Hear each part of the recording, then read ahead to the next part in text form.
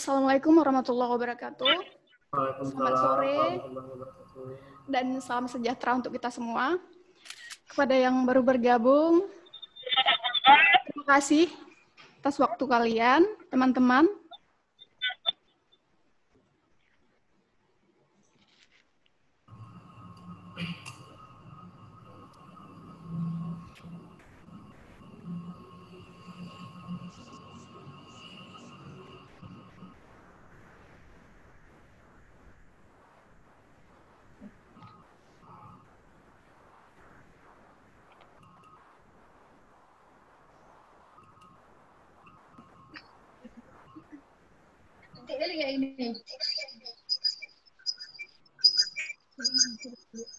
Nah, lu dekat ibu sini.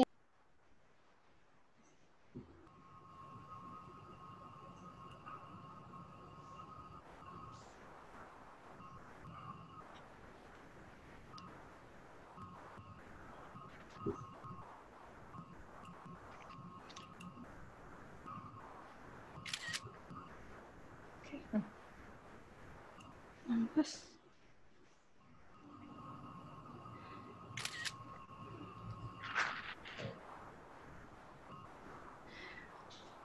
Oh ya, Bu Ruksana juga sudah bergabung bersama kita.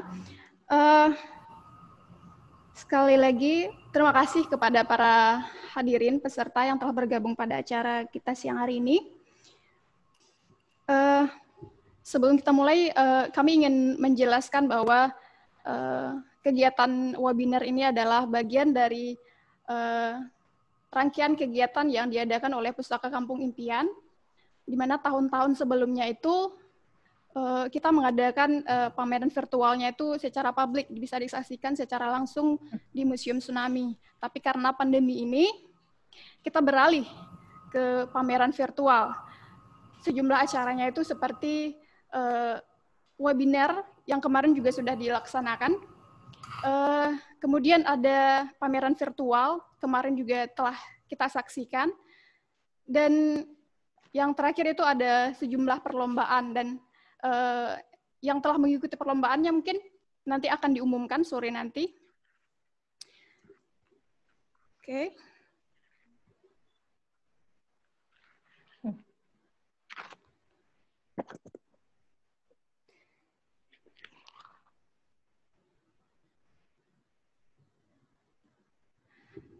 Di sini kita sudah kedatangan narasumber kita, Bu Ruksana ya, Bu Ruksana dan Kak Aditya Dipta Anindita. Nah, halo Kak Aditya, Bu Ruksana, selamat siang. Ibu nenek.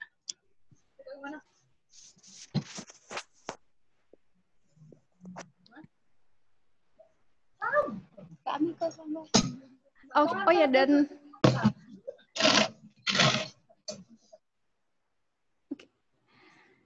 sebelum kita mulai, saya juga ingin menginformasikan bahwa selama seminar ini kita laksanakan, mohon kepada partisipan jika ada pertanyaan bisa langsung chat di chat box kita, dan nanti setelah semua sesi dari pemateri selesai kita akan menjawabnya gitu.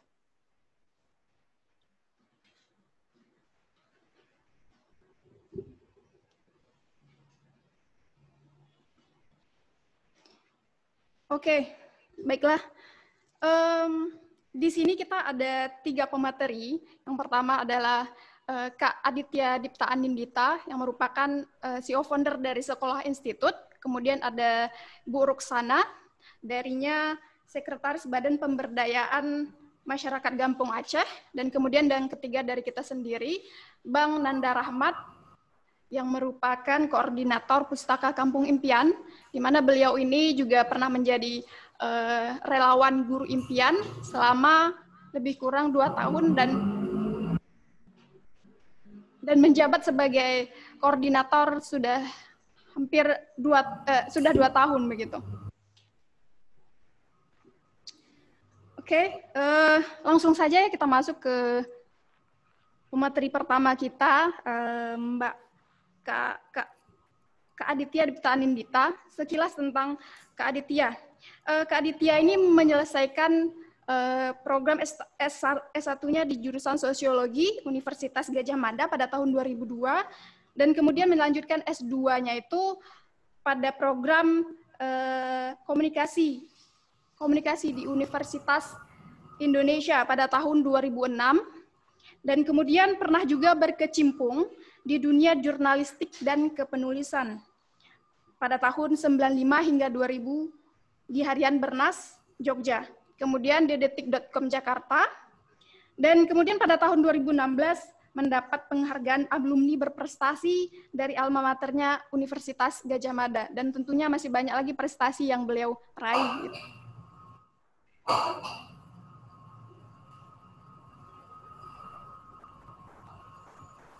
Dan untuk yang baru bergabung, selamat datang. Semoga Anda bisa menyaksikan acara seminar ini hingga selesai. Kami infokan sekali lagi, jika ada pertanyaan, Anda bisa mencantumkannya, mengajukannya di chat box kita, dan nanti setelah sesi semua pemateri selesai, kita akan menjawab.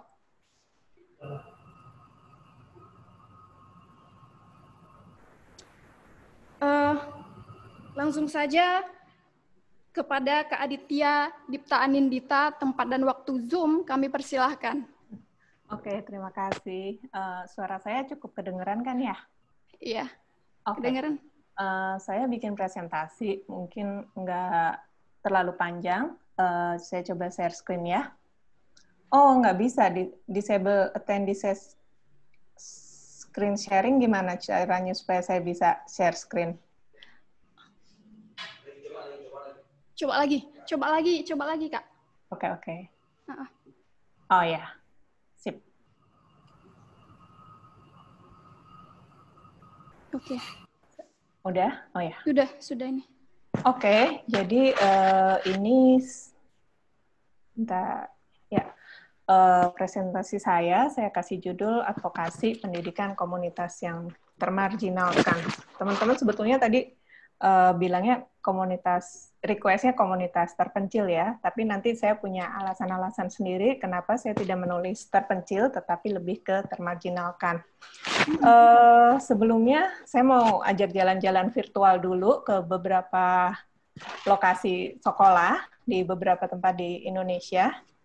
Jadi ini,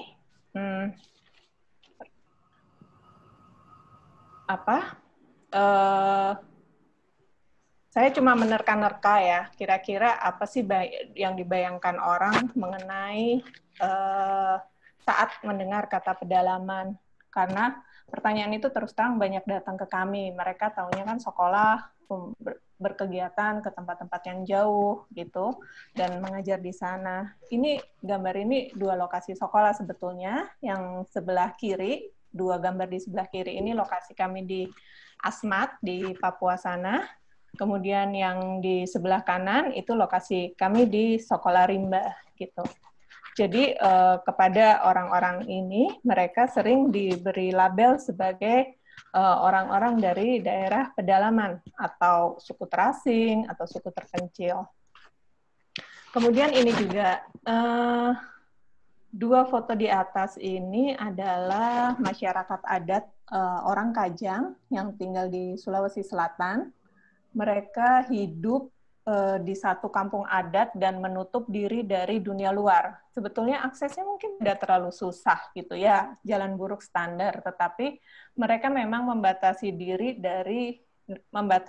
dari dunia luar gitu. Mereka tidak berpantang untuk menggunakan apapun yang dari luar, termasuk listrik, termasuk alas kaki, dan dalam keseharian mereka menggunakan pakaian serba hitam. Menurut mereka, hitam dan putih itu warna yang menunjukkan kesederhanaan, itu filosofi adat mereka. Makanya mereka ragu-ragu ketika ingin menyekolahkan anak-anaknya ke sekolah formal yang sebetulnya tidak jauh, ada di pinggir kampung mereka, sekolah formal yang disediakan oleh pemerintah, namun dulu, sebelum diadvokasi, di sana mengharuskan anak-anaknya untuk memakai seragam merah putih. Padahal warna merah itu warna yang paling tabu, yang paling terlarang lah buat di sana karena mencerminkan kesombongan gitu. Nah, dua yang di bawah ini adalah foto dari masyarakat adat orang luar menyebutnya Dayak di Kalimantan, di Sungai Nangatayap di sana, dan mereka tergantung pada hutan, sama seperti di Kajang dan di Rimba tadi, mereka sering menjalankan upacara-upacara ritual adatnya di hutan gitu. Meskipun secara mereka tinggal berkampung di kampung, tetapi mereka punya hutan adat di mana punya nilai yang sakral. Nah, yang ini mungkin tengah-tengah nih. Ada yang bilang ini termasuk pedalaman, ada yang bilang tidak, tetapi secara akses mungkin juga jauh gitu. Dan beberapa kampung gitu, kampung-kampung seperti ini, mereka biasanya menghidupi dirinya sendiri.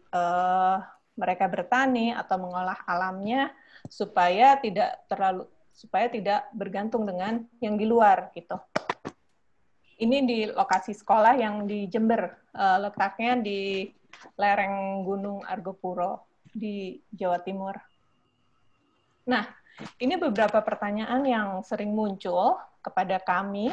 Jadi ketika kami cerita tentang sekolah-sekolah kami di berbagai tempat di Indonesia, jadi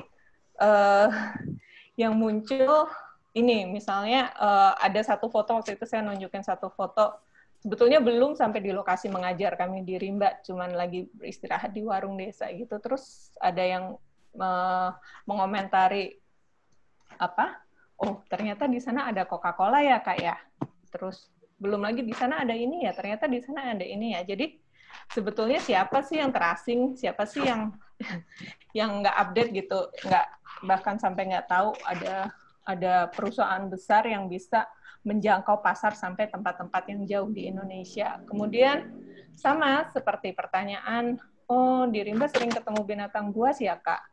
Nggak salah ya, mungkin karena kita memang dibesarkan dengan cerita-cerita Raja Rimba, singa, kemudian ada segala macam binatang yang rumahnya di hutan gitu. Tapi itu sama aja sih sebetulnya, sama kayak saya kalau waktu baru juga sering ditanya, sering ketemu artis Kak gitu, atau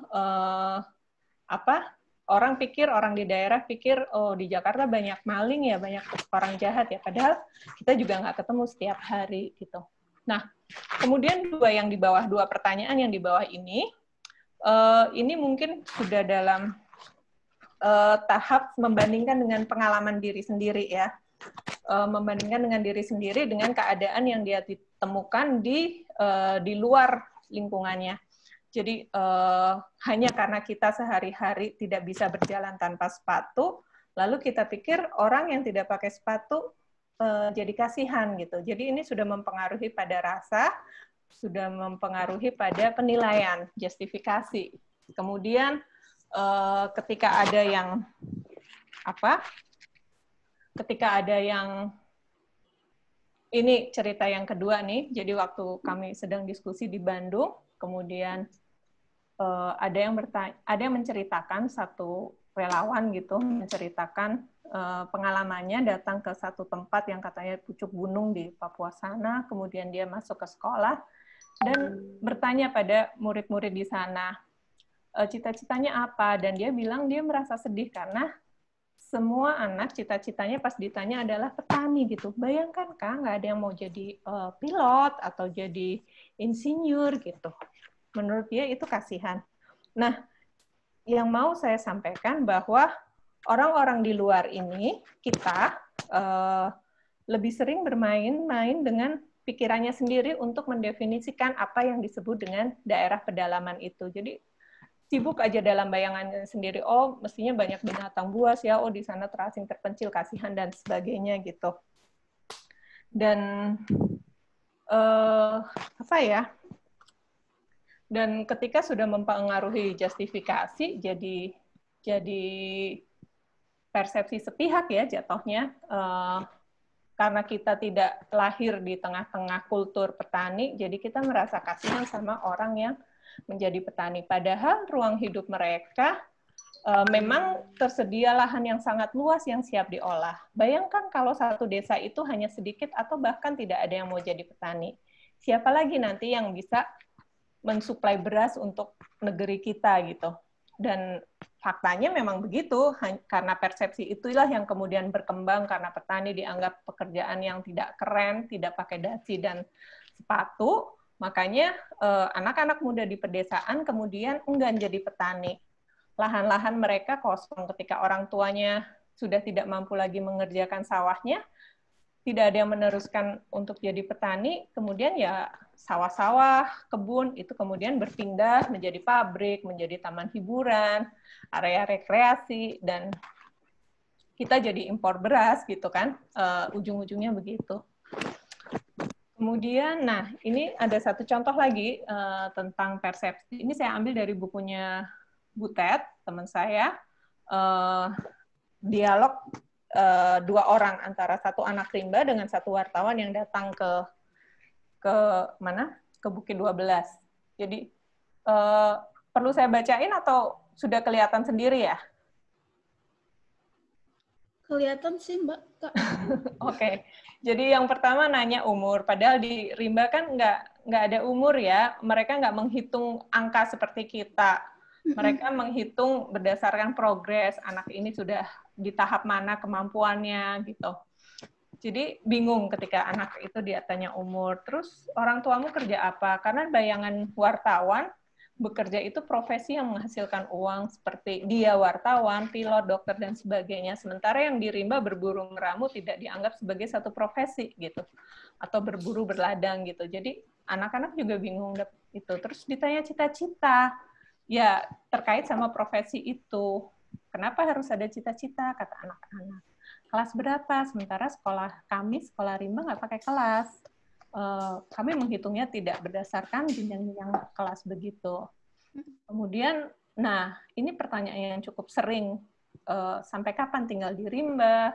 Kemudian, agamanya apa? Itu juga cukup sering gitu. Jadi, ini tafsir-tafsir orang luar yang disampaikan kepada orang yang disebut pedalaman itu hanya dari pemahaman satu pihak gitu. Nah, implikasi dari pemahaman satu pihak itu ketika kita mungkin teman-teman relawan mau membuat program di satu tempat yang disebut pedalaman tadi gitu. Kalau hanya berbekal dari Kalau hanya berbekal dari persepsi sepihak tadi, maka yang dihasilkan juga program-program yang sepihak.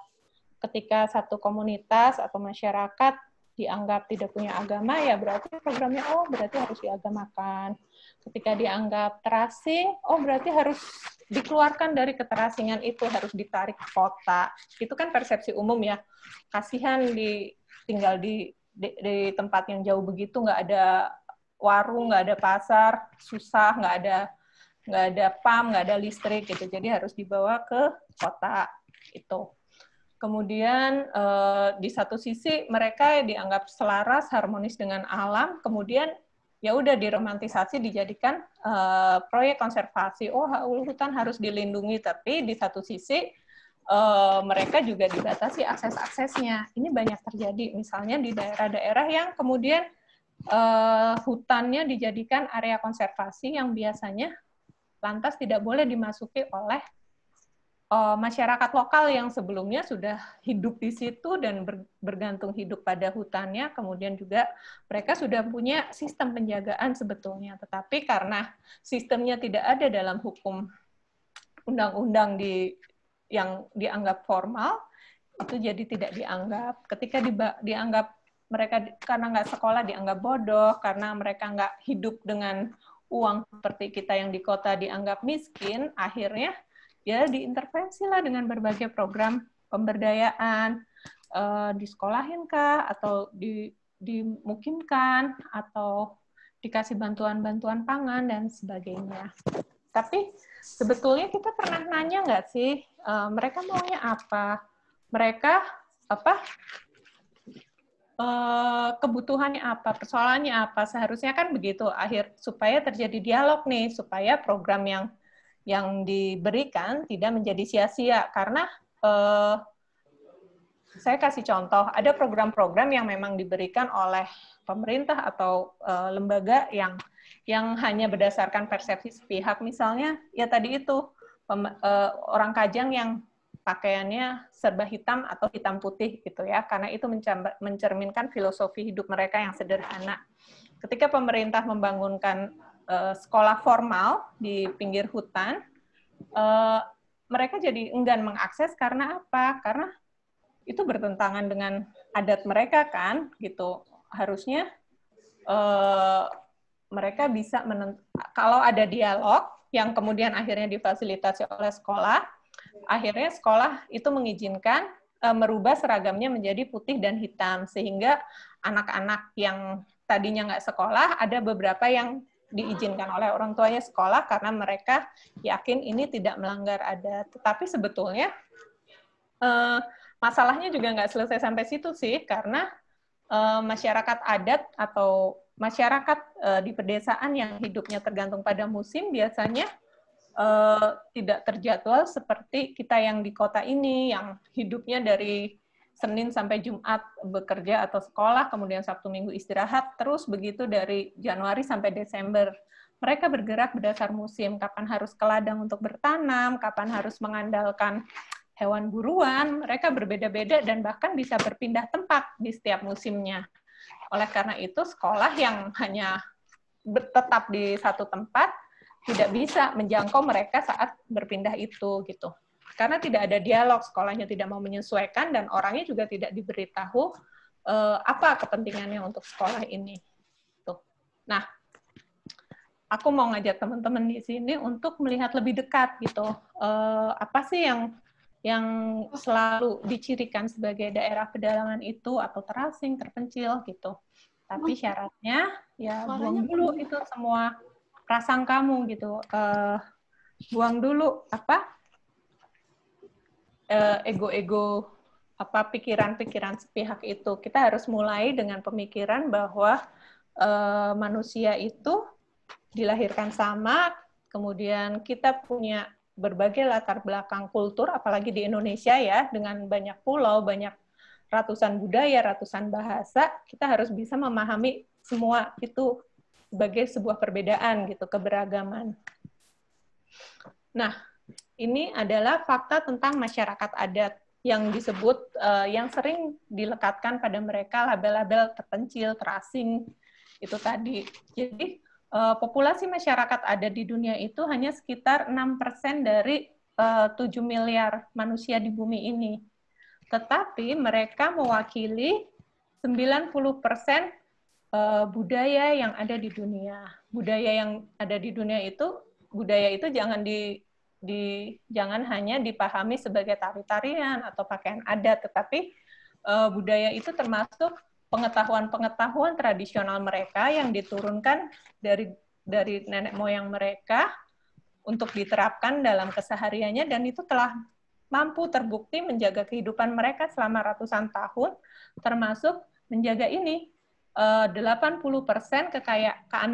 keanekaragaman hayati yang mereka miliki. Jadi kalau lihat gambarnya di sini nih, mereka porsinya kecil di dunia ini, tetapi sangat kaya dengan biodiversity dibanding nih orang yang hidupnya terutama di kota-kota yang sibuk kampanye sampah, kampanye jangan pakai plastik, tetapi mereka sebetulnya hanya bertanggung jawab untuk 20% saja keanekaragaman hayati yang ada di bumi ini. Sementara masyarakat adat atau orang-orang yang hidup dekat dengan alam hanya menjadi diri mereka sendiri dan menjalankan pengetahuan warisan nenek moyang mereka sudah bisa berkontribusi untuk memberi bumi ini oksigen yang baik untuk semua orang, gitu.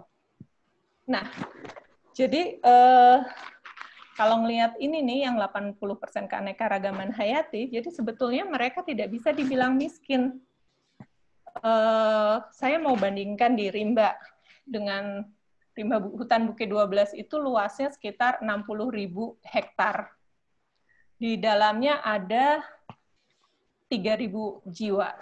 Nah, Jadi satu orang kira-kira punya keleluasaan untuk mengolah, untuk mengambil manfaat rata-rata 20 hektar.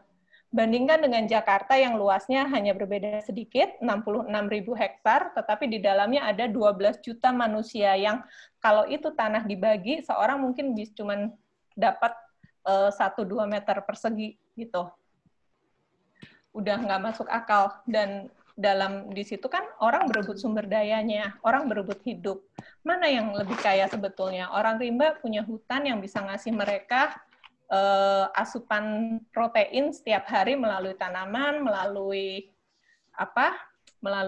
hewan buruan yang buat orang kota beli daging sekilo mungkin 100.000 lebih, dan itu belum tentu seminggu sekali gitu. Tetapi orang rimba bisa dapatkan daging dengan jumlah yang banyak, bisa jadi hampir setiap hari.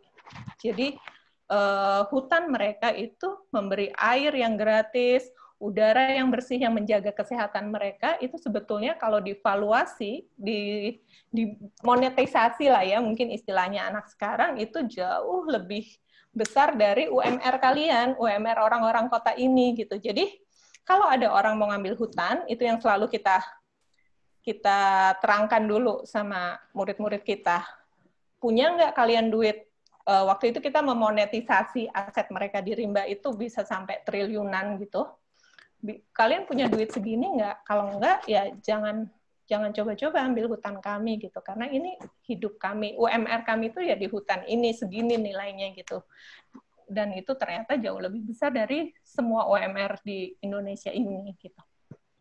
Nah, kemudian aku juga, ini ada beberapa contoh tentang pengetahuan lokal yang telah terbukti menjaga kehidupan mereka selama bertahun-tahun. Mungkin kontekstual untuk saat sekarang ini ya, di tengah pandemi ini. Jadi orang rimba sendiri punya cara untuk menghindari penularan penyakit, yaitu dengan mengambil jarak. Ini yang sekarang kita sebut social distancing.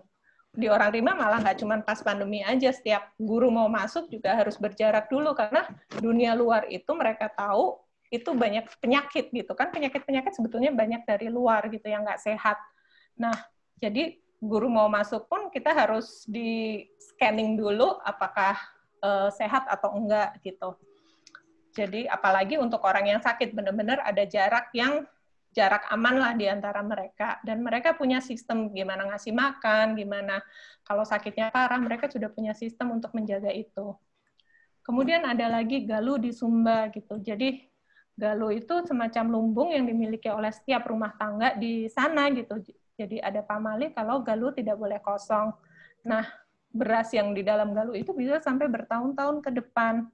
Ini menjaga mereka dari rawan pangan nih. Pandemi kan isunya nih, kemudian kita akan menghadapi rawan pangan katanya. Tapi justru masyarakat-masyarakat tradisional seperti di Sumba ini yang akan survive, gitulah kira-kira. Jadi pengetahuan-pengetahuan lokal itu sebetulnya punya nilai dan manfaat yang masih sangat relevan untuk dipakai sampai sekarang. Mungkin teman-teman yang di Aceh masih ingat ya, Pulau Simele katanya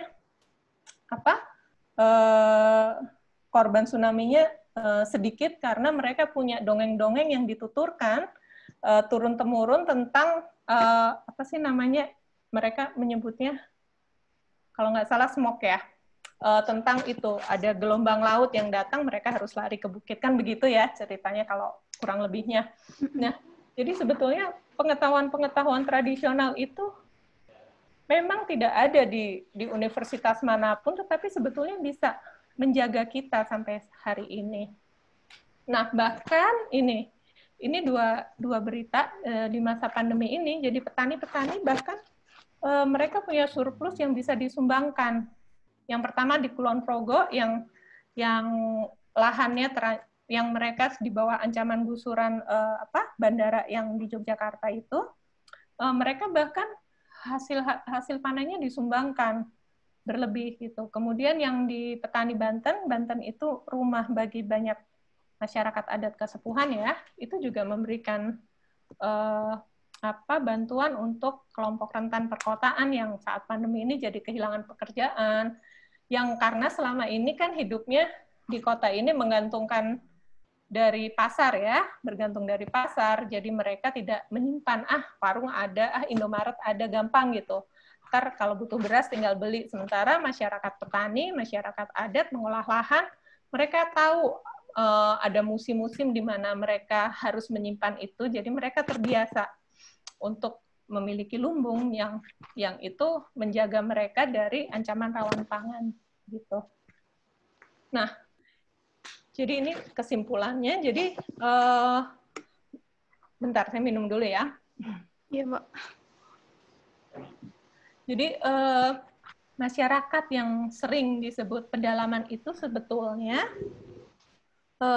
orisinilnya gitu, mereka adalah masyarakat yang independen karena terbiasa menghidupi dirinya sendiri, tidak tergantung dari dunia luar. Mereka mandiri, di luar mau harga BBM berapa atau dolar naik jadi 20.000 gitu, mereka tidak terpengaruh karena hidup mereka mandiri gitu, tidak tergantung sama dunia luar. Sementara kita kan hidup sudah saling terkoneksi nih. Kebutuhan pangan kita tuh mungkin dihasilkan oleh petani-petani yang tinggalnya jauh atau bahkan diimpor dari Bangkok berasnya atau dari Vietnam gitu. Kita terkoneksi, dunia ini saling terkoneksi. Nah, orang-orang yang mandiri ini sebetulnya yang tadi yang punya beras sendiri, mereka justru selamat ketika ada bencana atau krisis yang global seperti pandemi ini atau krisis ekonomi, krisis moneter, itu kan berdampak global ya, tetapi mereka yang terbiasa menghidupi dirinya sendiri biasanya akan lebih survive. Kemudian, namun, gitu, tatanan ini goyah ketika mereka mulai terkoneksi dengan dunia luar biasanya. Karena dunia luar tuh biasanya mau mengambil lah, ingin mengubah lah, yang tadi itu yang saya cerita bahwa persepsinya hanya dari satu sisi, mereka punya hutan luas, tetapi secara ekonomi tidak bisa di-share kepada penduduk lain di bumi ini atau di negara ini gitu. Jadi secara ekonomi itu tidak menguntungkan gitu, secara ekonomi modern ya. Padahal hutan itu yang sudah menjaga kehidupan mereka dan bahkan paru-paru dunia gitu, paru-paru bumi gitu. Nah, ketika sudah terpengaruh dengan pasar, sebetulnya itu kita sudah menjadi penduduk global gitu, karena yang kita makan dari pasar kan seperti ya Coca-Cola tadi atau beras yang kita makan dari Vietnam gitu, kita sudah saling terkoneksi melalui pasar itu dan pasar menciptakan ketergantungan. Maka kalau ditanya advokasi pendidikan seperti apa yang dibutuhkan oleh orang-orang yang termarginalkan kan ya, karena mereka stigma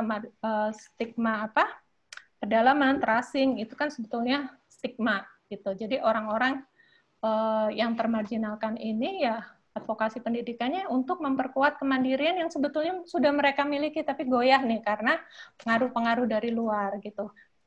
Kemandirian itu meliputi untuk menyaring hal-hal yang baru, untuk menghadapi masalah-masalah terkait perubahan lingkungan, mempertahankan hak, dan sekolah atau pendidikan yang diberikan seharusnya bisa mendukung itu gitu, bukan sebaliknya malah melemahkan komunitas. Karena kalau pendidikan tidak mengarah pada kemandirian komunitas dan malah sebaliknya, yang terjadi disebut sekolah pergi. Itu tadi ketika desa distigma sebagai petani distigma sebagai bukan pekerjaan yang layak, atau desa distigma sebagai tertinggal, tidak modern, orang-orang nggak mau lagi tinggal di desa. Anak-anak mudanya kemudian tidak ada yang mau lagi mengolah lahan, akhirnya mereka pergi di kota, dan makanya sekolah sering disebut dengan sekolah pergi. Tuh. Nah, ini yang dilakukan Sokola, jadi advokasi pendidikan untuk kelompok yang termarginalkan. Gitu. Kita punya 2 kata kunci penting.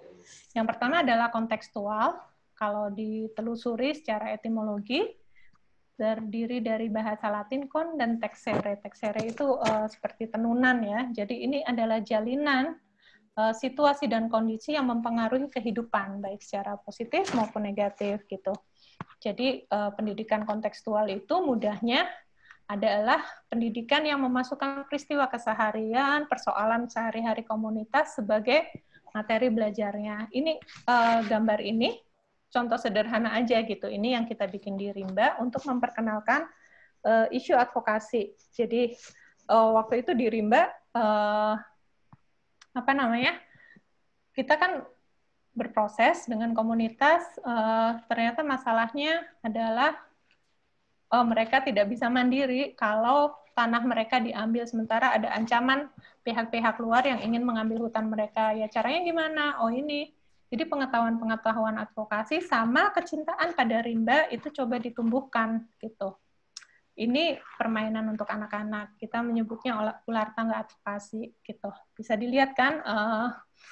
Ini cari madu. Kalau dapat madu mereka naik tangga, terus memperjuangkan hak.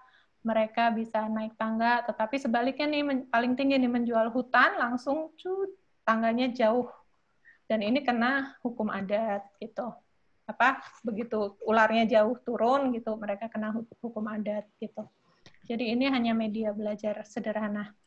Kemudian yang kedua adalah partisipatif. Partisipatif itu gimana sih? Jadi kita mulai dari memetakan persoalan, memetakan keresahan yang dihadapi oleh komunitas. Melalui apa? Melalui obrolan-obrolan warung kopi, ngobrol sama ibu-ibu di tempat, di sumur, di mata air, atau bikin forum-forum bersama. Ini gambar waktu kita sedang memetakan secara wilayah ya, benar-benar peta. Gitu, mencari potensi-potensi rimba gitu. Jadi ada proses dialogis, ada proses komunikasi antara sekolah dengan komunitasnya. Kemudian bersama-sama dengan komunitas, kita menentukan tujuan yang ingin dicapai dari program pendidikan yang kita bikin ini. Jadi benar-benar komunitas terlibat, walaupun yang sekolah sebetulnya cuma anak-anaknya gitu, tetapi orang-orang tua ini kita menyebutnya Dewan Adat Sekolah. Mereka dilibatkan secara penuh. Mereka yang menentukan sekolahnya harus seperti apa, dampak yang mereka harapkan dari sekolah itu seperti apa. Kemudian setelah itu kita sama-sama membuat kurikulum belajar dari masalah-masalah itu. Jadi masalahnya apa? Masalahnya sekarang banyak penyakit luar, dan penyakit luar tidak ada obatnya di dalam. Jadi sementara mereka kesulitan untuk mengakses layanan kesehatan di luar. Pertama, masalah bahasa mungkin berbeda. Kemudian masalah tata birokrasi kan, kalau harus lapor kemana, harus bayar di mana, loket di mana, biasanya gitu. Nah, akhirnya pelajaran sekolahnya pun tentang itu. Dan supaya mereka bisa mengakses layanan itu, ya ada kader-kader yang kemudian dilatih untuk mendampingi komunitas yang untuk mendampingi orang sakit untuk ke rumah sakit. Kemudian kita juga memberi ruang bagi pengetahuan lokal. Kenapa ini penting? Ya itu tadi ya, kalau pengetahuan lokal kan tadi udah saya jelaskan panjang lebar tentang relevansinya gitu. Tetapi ini harus benar-benar dipelajari juga supaya mereka merasa kuat kepemilikannya gitu. Mereka merasa bangga menjadi memegang identitas adatnya, supaya karena kalau nggak begitu mereka akan kalah kan.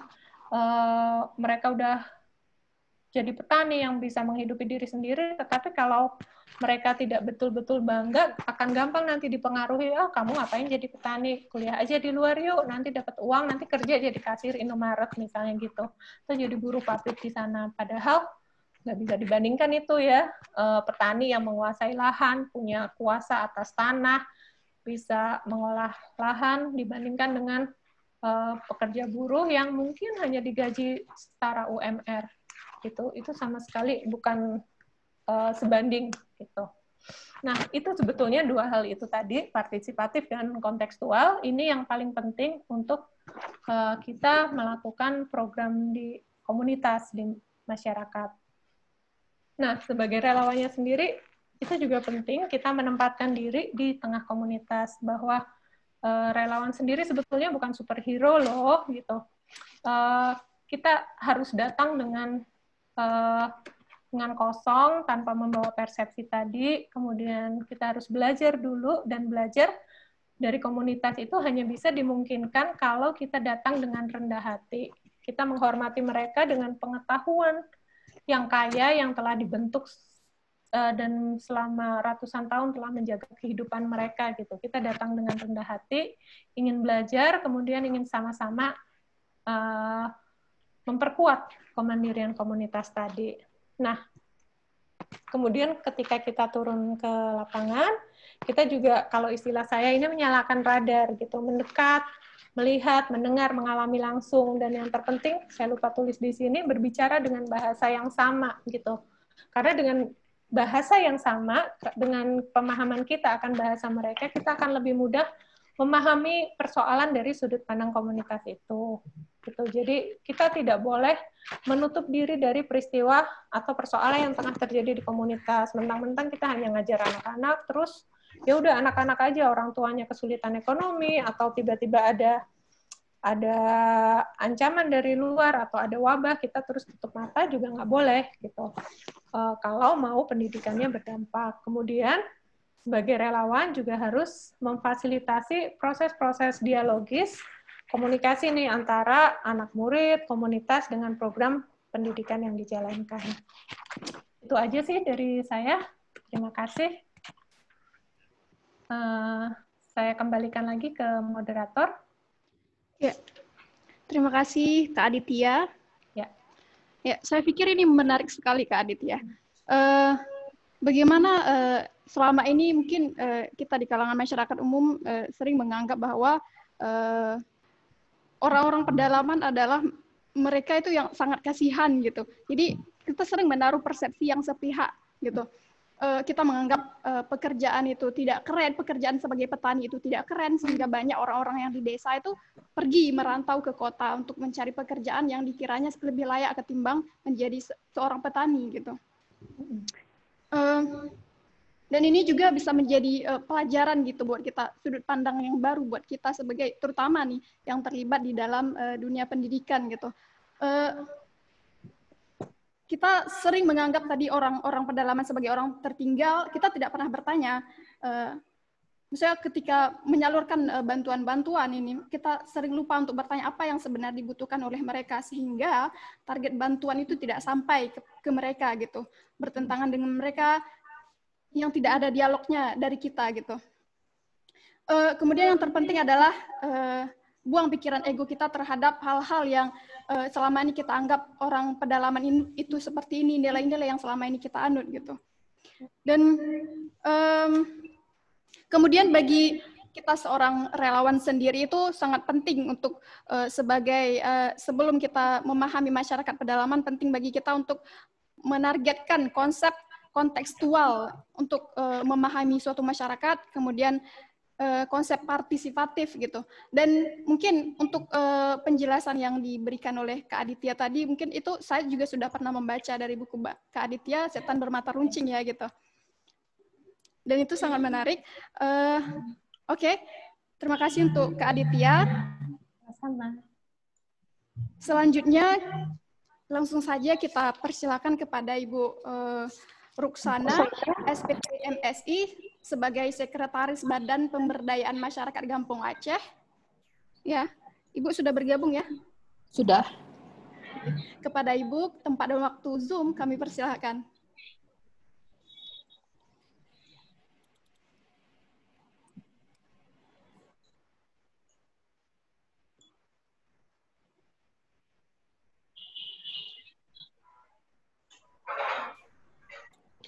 Saya di sini berdua, Ibu Fitriana. Oh, iya Bu. Ibu Fitriana Subak program di Badan Pemberdayaan Masyarakat Gampong Aceh. Jadi kepada saya barangkali judulnya adalah kebijakan pemberdayaan masyarakat ya, melalui masyarakat Gampong melalui pendidikan yang di dalamnya juga saya lihat perpustakaan ini ya, ada judul kata perpustakaan. Jadi saya mencari-cari tupoksi DPMG yang sesuai dengan tema yang kita seminarkan pada hari ini. Barangkali setelah saya selisih, ternyata yang sesuai dengan tema kita adalah bidang pemberdayaan lembaga kemasyarakatan dan lembaga adat Gampong. Sebab di DPMG Aceh ini ada salah satu tupoksinya adalah peningkatan lembaga kemasyarakatan dan lembaga adat Gampong. Misalnya di dalamnya ada LPM atau kalau kita di Aceh disebut dengan Puha 8, kemudian ada PKK, ada Posyandu, ada Karang Taruna, dan di lembaga adatnya ini ada Kecik, ada Ilmu Menasah, ada Kejremblang, dan sebagainya. Nah, kemudian kalau satu-satu ini kita lihat, PKK adalah lembaga kemasyarakatan yang bertugas melaksanakan pemberdayaan kesejahteraan Gampong melalui 10 program pokok PKK. Sementara Karang Taruna adalah lembaga kemasyarakatan Gampong yang bertugas menanggulangi masalah kesejahteraan sosial dan pembinaan pengembangan generasi muda. Kemudian yang untuk yang LPM ini adalah salah satu lembaga kemasyarakatan yang berfungsi sebagai atau bersama dengan pemerintahan desa merencanakan pembangunan di desa. Kemudian ada lagi lembaga kemasyarakatan lainnya yang namanya Posyandu. Ini Posyandu ini adalah satu lembaga kemasyarakatan dengan mengintegrasikan beberapa layanan sosial dasar di Gampong di bawah Posyandu. Posyandu ini dibina oleh beberapa SKPA lintas sektor yang masing-masing terkait dengan tupoksinya. Nah, di Posyandu ini kita lihat akan ada pos kesehatan, kemudian ada pos PAUD, kemudian ada pos BKB, ada pos TPA, ada pos lansia, dan pos-pos lainnya. Dan pos lainnya itu layanan dasar yang dianggap perlu di desa tersebut. Ini sesuai dengan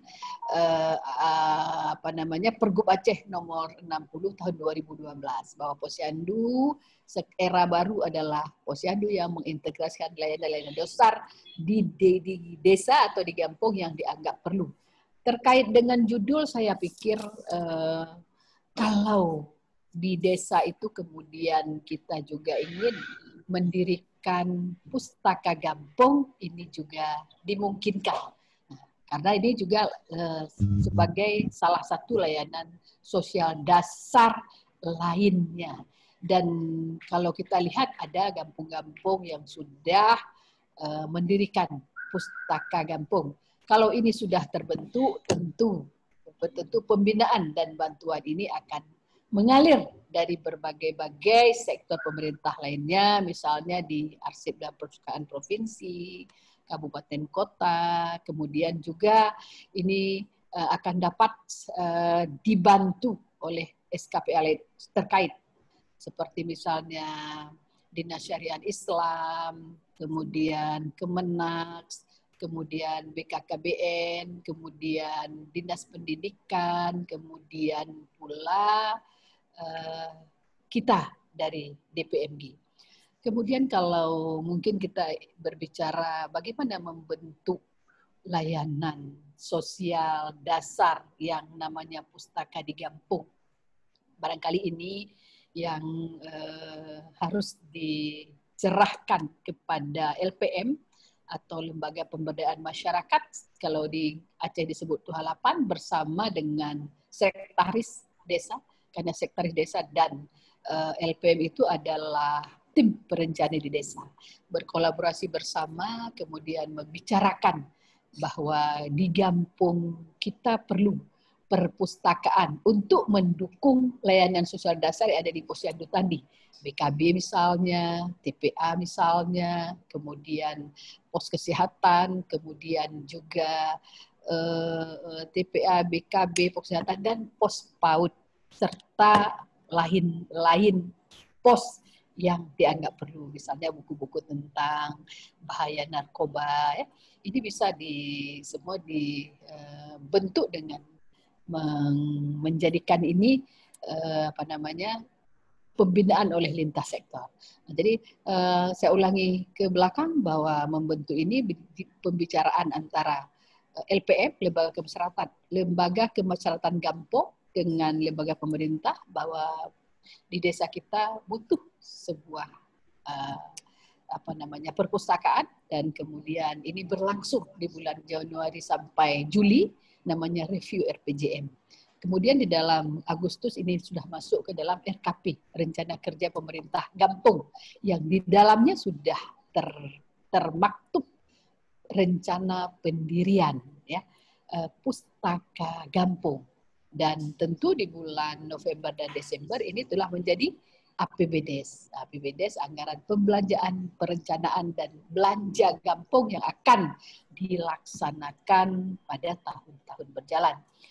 Dan kita yakin kalau ini sudah terbentuk seperti kita bicarakan tadi, ini akan ada bantuan dan pembinaan dari SKPA lintas sektor yang terkolaborasi di dalam Pokjanal Posyandu, kelompok kerja operasional Posyandu yang fungsinya adalah membina posyandu di desa. Jadi nanti atau perpustakaan ini adalah bahagian dari Posyandu yang namanya mungkin nanti adalah dia perpustakaan Gampong. Ya, barangkali dari DPMG ini dapat kami jelaskan itu artinya apa? Ada ruang untuk membentuk pos layanan perpustakaan di Gampong. Terima kasih, waktunya saya kembalikan ke moderator, dan untuk sementara saya akhiri dengan Assalamualaikum warahmatullahi wabarakatuh. Waalaikumsalam warahmatullahi wabarakatuh. Ya, itu saja ya dari Bu Ruksana. Semoga ya mendirikan perpustakaan Gampong bisa terwujud dan kita bisa belajar, anak-anak desa bisa tetap belajar meski punya keterbatasan gitu. Baiklah, selanjutnya langsung saja kita panggilkan juga kepada Bang Nanda Rahmat selaku koordinator Pustaka Kampung Impian, di mana beliau ini nanti akan menjelaskan bagaimana di pedalaman Aceh, karena beliau sendiri telah menjadi guru impian sekaligus koordinator Pustaka Kampung Impian itu selama 4 tahun. Kepada Bang Nanda Rahmat, tempat dan waktu Zoom kami persilahkan.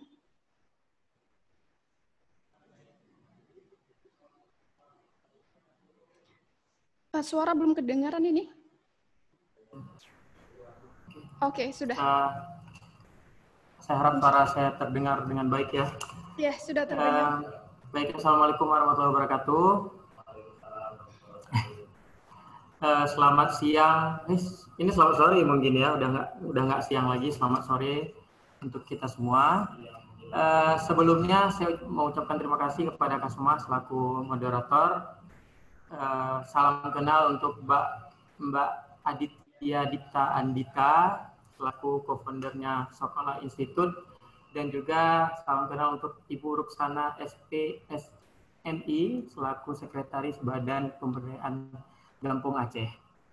Nah, baik, mungkin sebelumnya saya ingin memperkenalkan diri saya dulu. Saya Nanda Rahmat dan saya merupakan salah satu relawan dari Rumah Relawan Remaja yang saat ini dipercayakan sebagai koordinator program Pustaka Kampung Impian. Jadi pada kesempatan ini mungkin saya ingin sharing kepada teman-teman peserta webinar ini tentang apa saja yang mungkin saya alami selama saya berada di desa-desa tempat pelaksanaan program Pustaka Kampung Impian.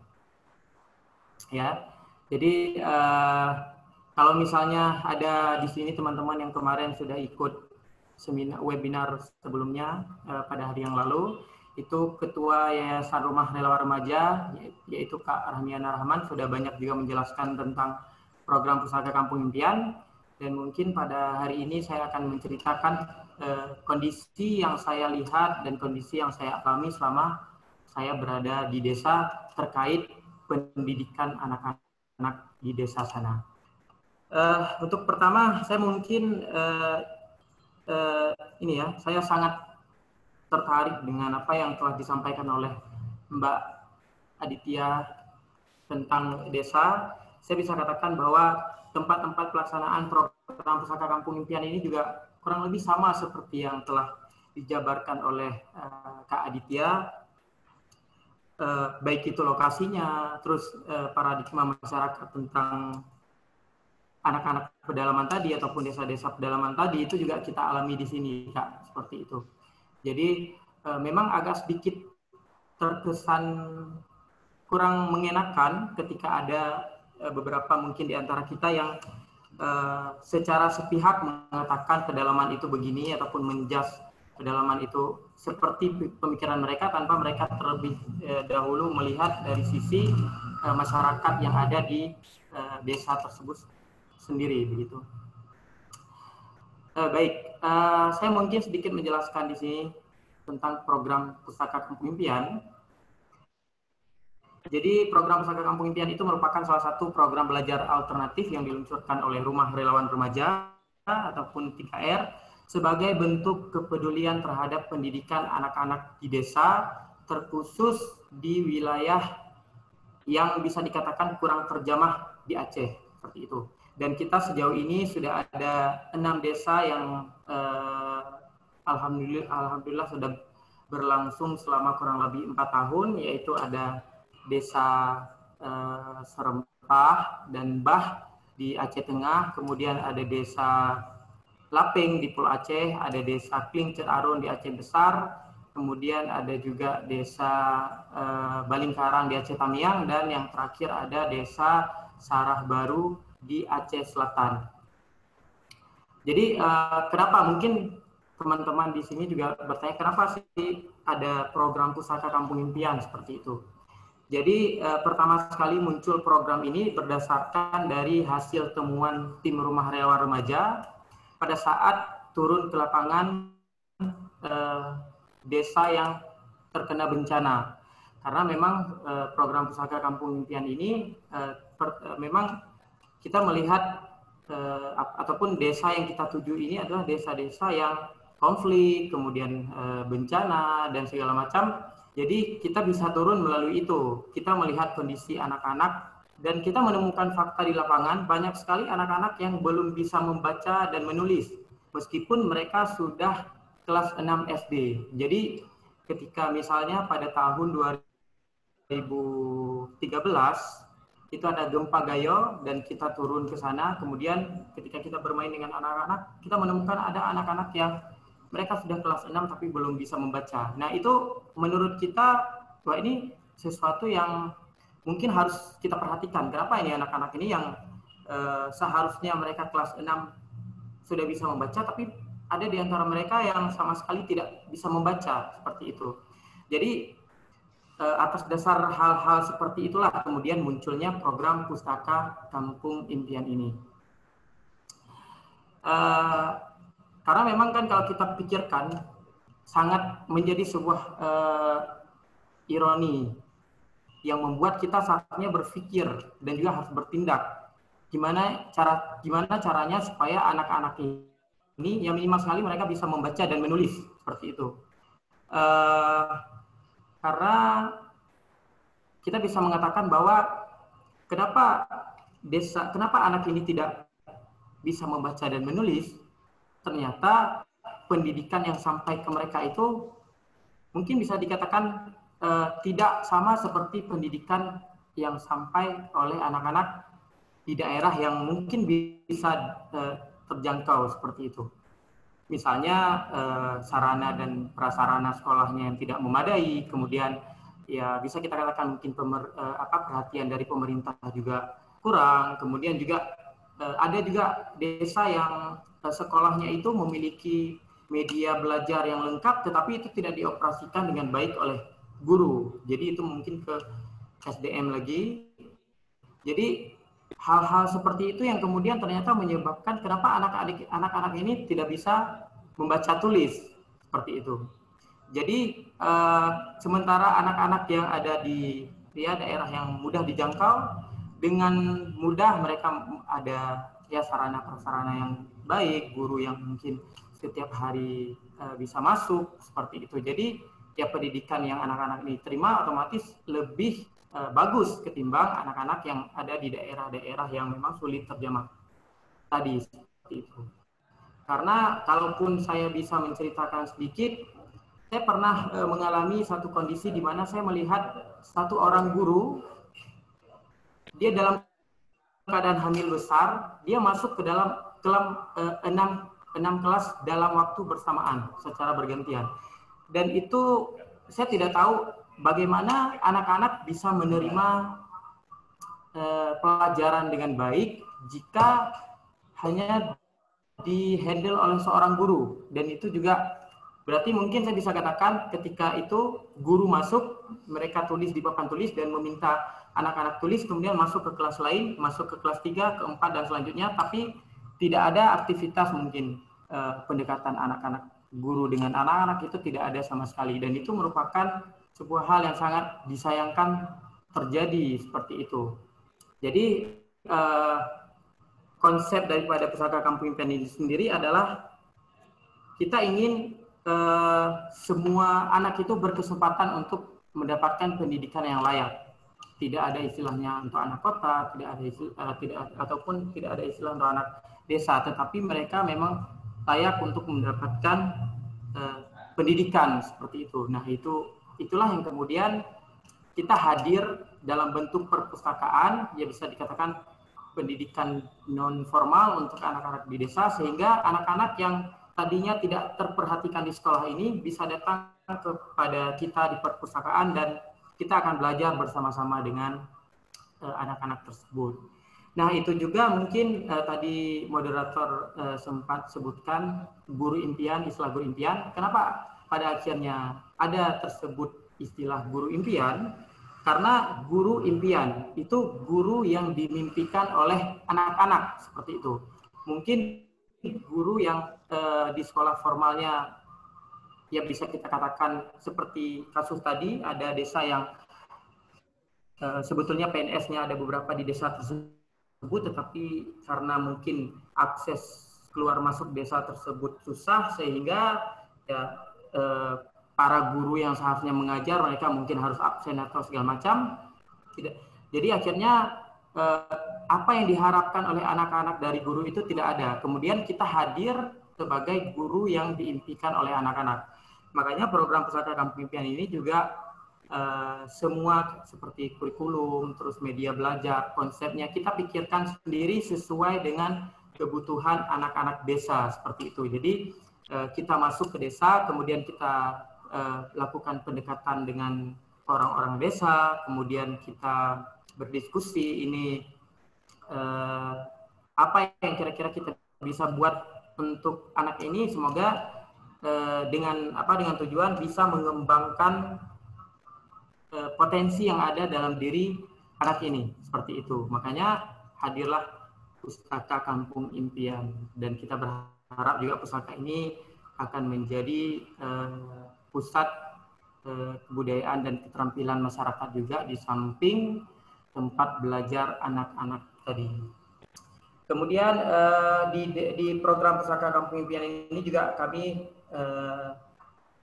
merancang pendidikan sosial, perdamaian, dan juga ramah lingkungan seperti itu. Mungkin kalau teman-teman di sini melihat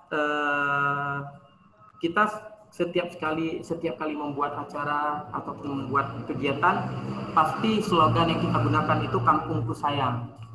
Itu Kampungku Sayang dalam artian bahwa kita menginginkan anak-anak desa ini ataupun orang-orang desa mencintai kampung mereka, bukan malah berbondong-bondong keluar dari kampung mereka karena menganggap bahwa kehidupan di kota itu lebih baik. Tetapi kita melalui program Pusaka Kampung Impian ini, kita berharap orang-orang di desa tersebut mencintai kampung mereka dengan segala potensi yang ada di kampung mereka, kemudian mereka kembangkan menjadi sesuatu yang akhirnya dari itu mereka bisa hidup dengan nyaman seperti itu.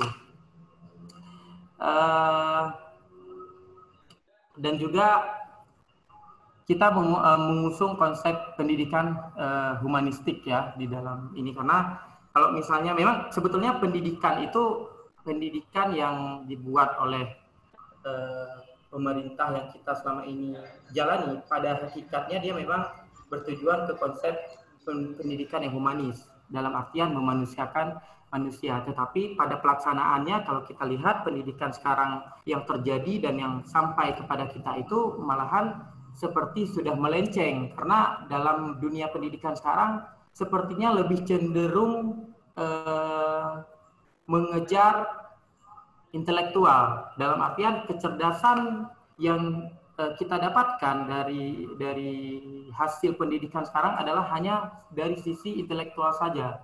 Sementara kita punya 3 komponen pendidikan yang bisa dikatakan pendidikan itu berhasil ketika 3 komponen ini ada intelektual, ada emosional, dan ada spiritual. Nah, itulah kenapa sebabnya pada akhirnya orang-orang banyak sekali yang kita bisa katakan mereka berpendidikan tinggi, tetapi menggunakan pemikiran mereka ataupun kecerdasan mereka tadi untuk hal-hal yang bisa jadi itu menipu orang, ataupun mungkin dia melakukan sesuatu yang hanya menguntungkan diri dia saja, kurang lebih begitu.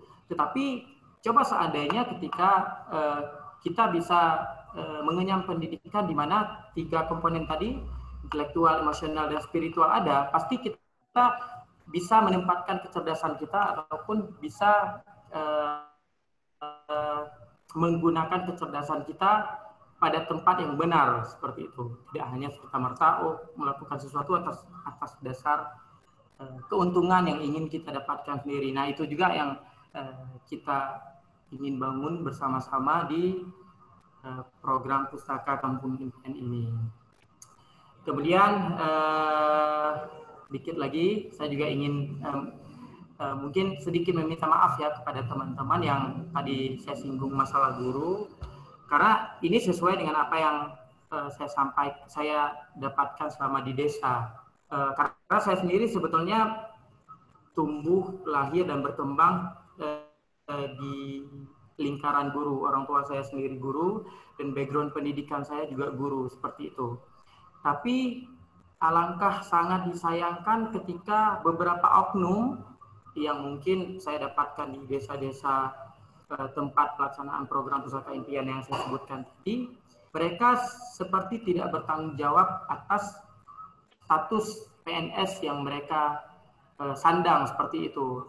Jadi malah terkesannya status guru PNS yang mereka sandang itu adalah sekedar untuk mencari nafkah saja, bukan untuk menciptakan manusia-manusia baru yang sesuai dengan konsep pendidikan humanistik tadi, seperti itu.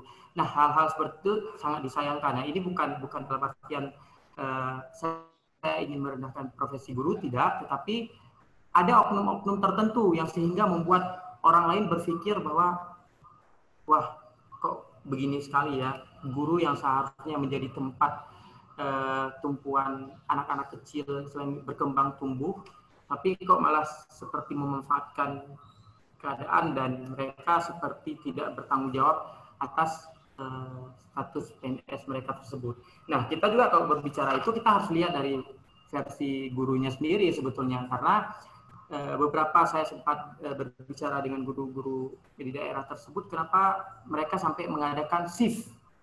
Dalam artian, dalam 1 minggu mereka hanya mengajar 3 hari di desa, kemudian 3 hari mereka pulang ke kampung mereka. Jadi dari hasil berdiskusi dengan guru-guru tersebut, katanya mereka punya keluarga di sana yang mungkin sesekali juga mereka harus kunjungi, mereka ada anak atau apa segala macam. Nah, dari situ mungkin kita sebagai orang biasa terpikir bahwa kenapa tidak pemerintah mungkin bisa, katakanlah kalau mereka menerima guru-guru untuk daerah terpencil, mungkin bisa diutamakan untuk putra-putri dari daerah tersebut terlebih dahulu. Jadi ketika mereka menjadi guru, mereka otomatis akan tinggal di desa mereka, seperti itu. Kemudian sedikit lagi, program Pustaka Kampung Impian ini ya seperti saya sempat singgung juga tadi, bahwa selain kepada anak-anak, pendidikan dengan anak-anak, kita juga mengadakan program-program bersama dengan masyarakat. Jadi karena memang tujuan Pustaka Kampung Impian ini menjadi tempat pusat kebudayaan dan juga keterampilan masyarakat, jadi kita maunya ke depan perpustakaan itu dijadikan tempat berkreativitas masyarakat, dan kita yang sudah kita lakukan selama ini, misalnya mengolah barang-barang bekas bersama ibu-ibu seperti mengolah karung bekas menjadi tas yang digunakan untuk mengisi bekal-bekal mereka ketika ke kebun, kemudian juga membuat alas kaki dari kain-kain bekas, kemudian membuat dompet kain juga dari kain-kain bekas, ataupun membuat kreativitas dari bahan-bahan yang mereka tidak perlu beli, tapi mereka sudah ada di mereka, tinggal mereka gunakan saja bahan tersebut dan didaur ulang dengan bahan-bahan penunjang seperti benang yang mudah sekali mereka dapatkan. Seperti itu. Dan terakhir sedikit, saya juga tertarik tadi seperti yang Mbak Aditya sampaikan, yang masalah pendapat anak-anak tentang menjadi petani. Nah, ini di salah satu desa kami juga ada satu anak. Waktu itu kami sedang mengadakan pameran di desa. Jadi anak itu mengatakan di depan umum bahwa cita-cita dia ingin menjadi petani, dan itu di atas mimbar yang sudah kita buat, dia sedikit berbicara di depan orang-orang desa, dan dia bilang bahwa dia bercita-cita menjadi petani.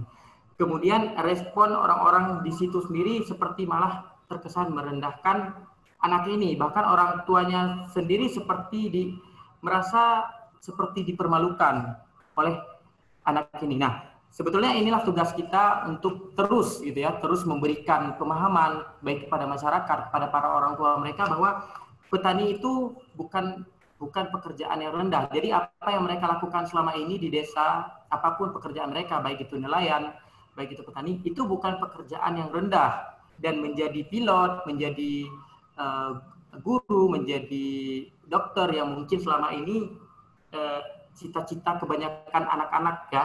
Nah, itu bukan merupakan cita-cita yang istilahnya yang memang harus dikejar oleh semua orang, sehingga merendahkan cita-cita yang seperti menjadi petani, nelayan tadi. Jadi hal-hal tersebut juga menjadi terjadi di desa kami, dan mungkin saya juga ingin tertarik sekali nanti kita Rumah Relawan Remaja bisa berkomunikasi lebih lanjut untuk bagaimana kita bisa saling bertukar pikiran tentang bagaimana mengembangkan desa di tempat kita masing-masing, kritik dan saran juga mungkin ya, Kak Aditya. Ya, mungkin itu saja dari saya kembalikan ke moderator. Terima kasih. Sama-sama, Mbak Nanda. Terima kasih.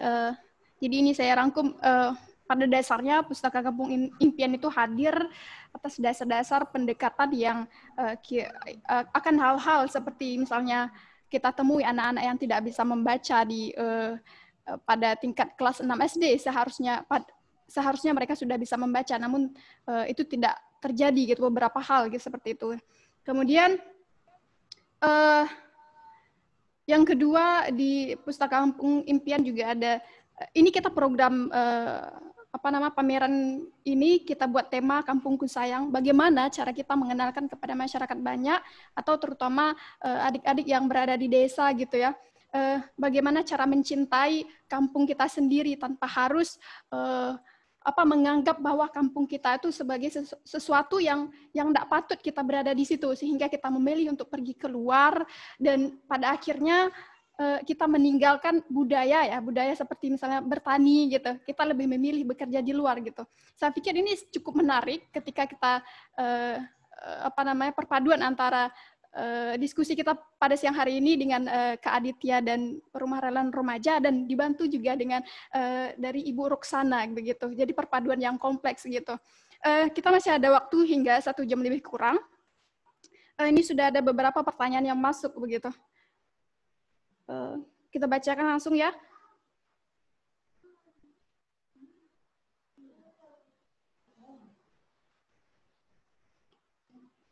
Nah, ini pertanyaan kepada Kak Aditya. Bagaimana peran pemerintah untuk pendidikan di daerah pedalaman, bukankah seluruh warga negara itu berhak mendapatkan pendidikan yang sama? Itu pertanyaannya. Kepada Kak Aditya, silakan. Terima kasih. Iya, memang hak setiap anak untuk mendapatkan pendidikan. Tetapi pendidikan ya tetap ada kritik untuk kurikulum nasional yang sekarang ya, bahwa pendidikan kurikulum yang sekarang tidak bisa mengakomodir kekhususan yang dimiliki budaya-budaya yang beragam di Indonesia gitu, dan masih pada berpusat di kota gitu, masih sepihak kalau merujuk presentasi kami, masih dengan sudut pandang orang kota.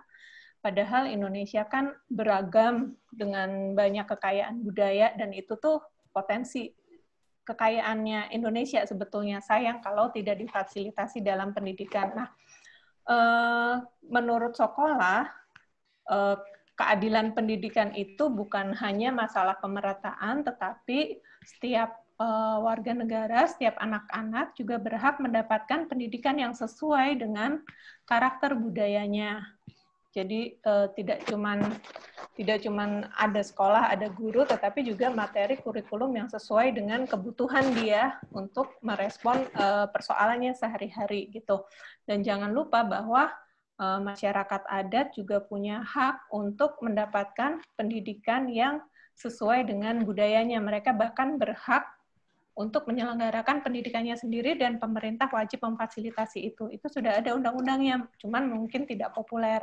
Nah, peran pemerintah sejauh ini ya masih sebatas sekolah formal. Memang ada inisiatif-inisiatif untuk membangun sekolah khusus, misalnya untuk masyarakat adat di Kajang, atau di Orang Rimba juga dibikinin sekolah di pinggir hutan. Tetapi dengan materi dan metode belajar yang tidak ramah adat, tidak mengakomodir perbedaan keragaman adat ini, sekolah ini juga tidak populer. Nah, makanya Sokolah sejak sekitar 3 tahun lalu kita berusaha mengadvokasikan ini ke Kementerian Pendidikan dan Kebudayaan. Masih dalam proses panjang, tetapi sudah mulai ada dialog dengan terutama dengan Dirjen Kebudayaan. Mereka sangat paham, cuman memang sistem pendidikan ini kan sudah puluhan tahun gitu, dan kita mencari celah-celah di antaranya supaya bisa mengakomodir budaya dan kebutuhan masyarakat yang berbeda-beda ini gitu. Ya. Baik, Kak Aditya, dan mungkin biar lebih seru diskusinya, kita persilakan juga kepada Bu Ruksana. Kepada Ibu, silakan. Itu tanya peran pemerintah. Ya, perlu saya bacakan ulang, Bu? Boleh? Ya, pertanyaannya adalah bagaimana peran pemerintah untuk pendidikan di daerah pedalaman? Bukankah seluruh warga negara itu berhak mendapatkan pendidikan yang sama? Ya, baik, mungkin saya coba menambahkan, memang kewajiban pemerintah untuk memeratakan pendidikan bagi setiap warga negara. Kalau kita melihat dalam skup kecil kita di Provinsi Aceh, sepertinya ini sudah hampir tercover. Artinya di tempat-tempat, di lokasi-lokasi pedalaman juga sudah ada sekolah-sekolah dasar, meskipun barangkali agak berjauhan gitu ya, karena mungkin populasi desa yang sedikit, sehingga maksudnya jumlah penduduknya sedikit dan letaknya agak berjauhan. Tapi ini tetap telah mulai diakomodir pemerintah.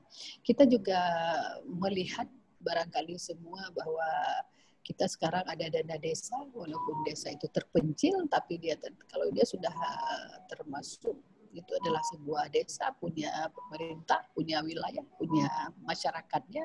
Ini ada desa yang bergulir ke situ, barangkali inilah yang kita bicarakan, bahwa melalui posyandu ini bisa kemudian dialokasikan untuk pemerataan pendidikan, baik itu pendidikan bagi balita, ya, kemudian untuk remaja, dan untuk juga pendidikan agama yang bentuk seperti kita sebutkan tadi, ada TPA. Ya, cuman barangkali bagaimana kita bisa mensosialisasikan dan melakukan pembinaan ke desa terpencil, karena ini ada istilah terpencilnya ya, yang ini menjadi PR bagi kita bersama. Ya, barangkali pemerintah telah berupaya keras untuk memberikan pendidikan ya, tugas kita bersama sekarang mensosialisasikan ini, dan kemudian dengan kekuatan Gampung sendiri, karena kalau dulu Gampung itu dia diakui, dihormati oleh pemerintah pusat, sementara dia tidak punya powers ya, karena dananya tidak ada. Dengan berlakunya Undang-Undang Nomor 6 tahun 2014 tentang desa, maka pemerintah Gampung adalah bagian dari pemerintah dalam negara Kesatuan Republik Indonesia, dan kepadanya ada APBN, maka sekarang ya kita bersyukur bahwa Gampung punya kekuatan. Tinggal bagaimana sekarang kita semua membina Gampung ya, agar supaya dana APBN di Gampung itu dilaksanakan atau diprogramkan, dibelanjakan untuk memang hal-hal yang patut ya, yang patut untuk semua sisi kehidupan, yang akhirnya dapat menjadikan masyarakat Gampung itu mandiri. Ya barangkali seperti itu. Pembinaan dan sosialisasi sistem pembinaan dari kita yang terus menerus, sehingga ini bisa tersampaikan kepada seluruh masyarakat kita. Terutama di daerah terpencil. Barangkali kalau daerah-daerah yang tidak terpencil ini mungkin tidak berpersoalan. Barangkali ini jawabannya, Ibu. Terima kasih. Ya, baik Bu. Terima kasih. Mbak Nada, ada yang mau ditambahkan?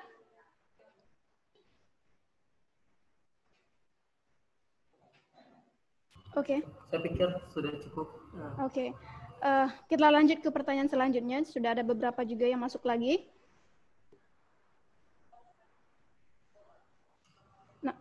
Pertanyaan selanjutnya itu kepada Kak Aditya.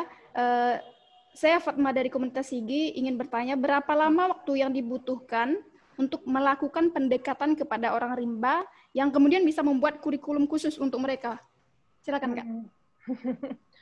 Pendekatan sebetulnya itu proses aja sih, kita nggak bisa bilang sebulan 2 bulan atau setahun 2 tahun. Ketika kita bisa menjalin komunikasi, membangun dialog-dialog dengan komunitas, itu sebetulnya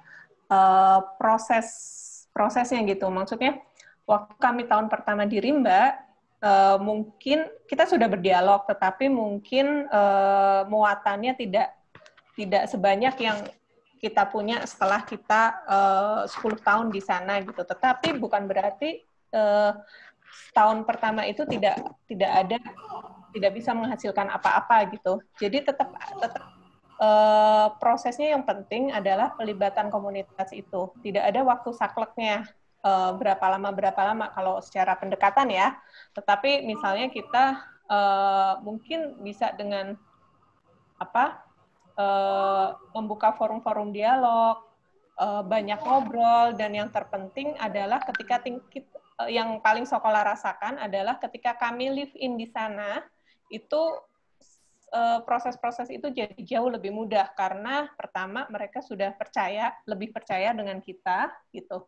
Kemudian yang kedua kita juga bisa melihat lebih dekat persoalan, mendengar lebih dekat, kemudian terlibat dalam keseharian mereka untuk melihat persoalan dari sudut pandang mereka gitu. Jadi proses live in biasanya akan mempercepat. Kemudian habis itu kan kurikulum juga bukan sesuatu yang statis ya, jadi kurikulum kita juga berkembang seiring waktu. Jadi kurikulum Sokola Rimba di tahun pertama mungkin juga sederhana, hanya untuk masalah-masalah yang kita temukan pada tahun itu, tetapi setelah belasan tahun kemudian kita juga mengembangkan kurikulum yang lebih kompleks gitu, yang menyangkut lebih banyak masalah yang mereka hadapi gitu. Jadi itu hanya masalah ini aja, ruang lingkup lama tinggalnya kita, lama pendekatan itu. Tetapi proses itu bisa dimulai dari awal. Ya. Itu dari Kak Aditya.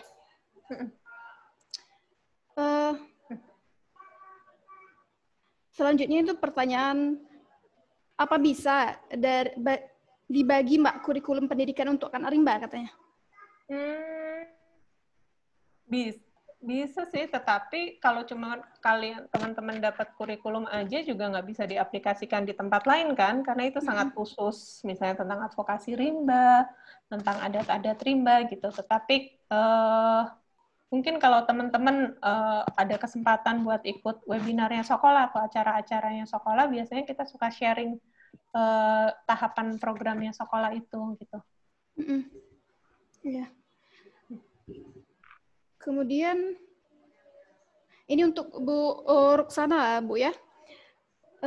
Pertanyaannya adalah, adakah kemungkinan kolaborasi komunitas dengan pengadaan pustaka Gampong?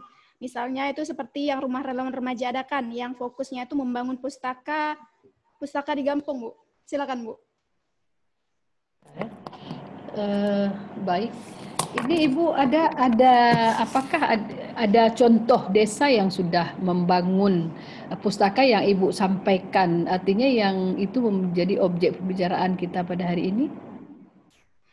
Ya, kita di Rumah Relawan Remaja sendiri, Bu, kan kita ada 5 desa yang kita laksanakan program Pustaka Kampung Impian, dan beberapa desa sudah ada pustaka dari kita sendiri yang kita bangun bersama masyarakat Gampong, Bu, gitu.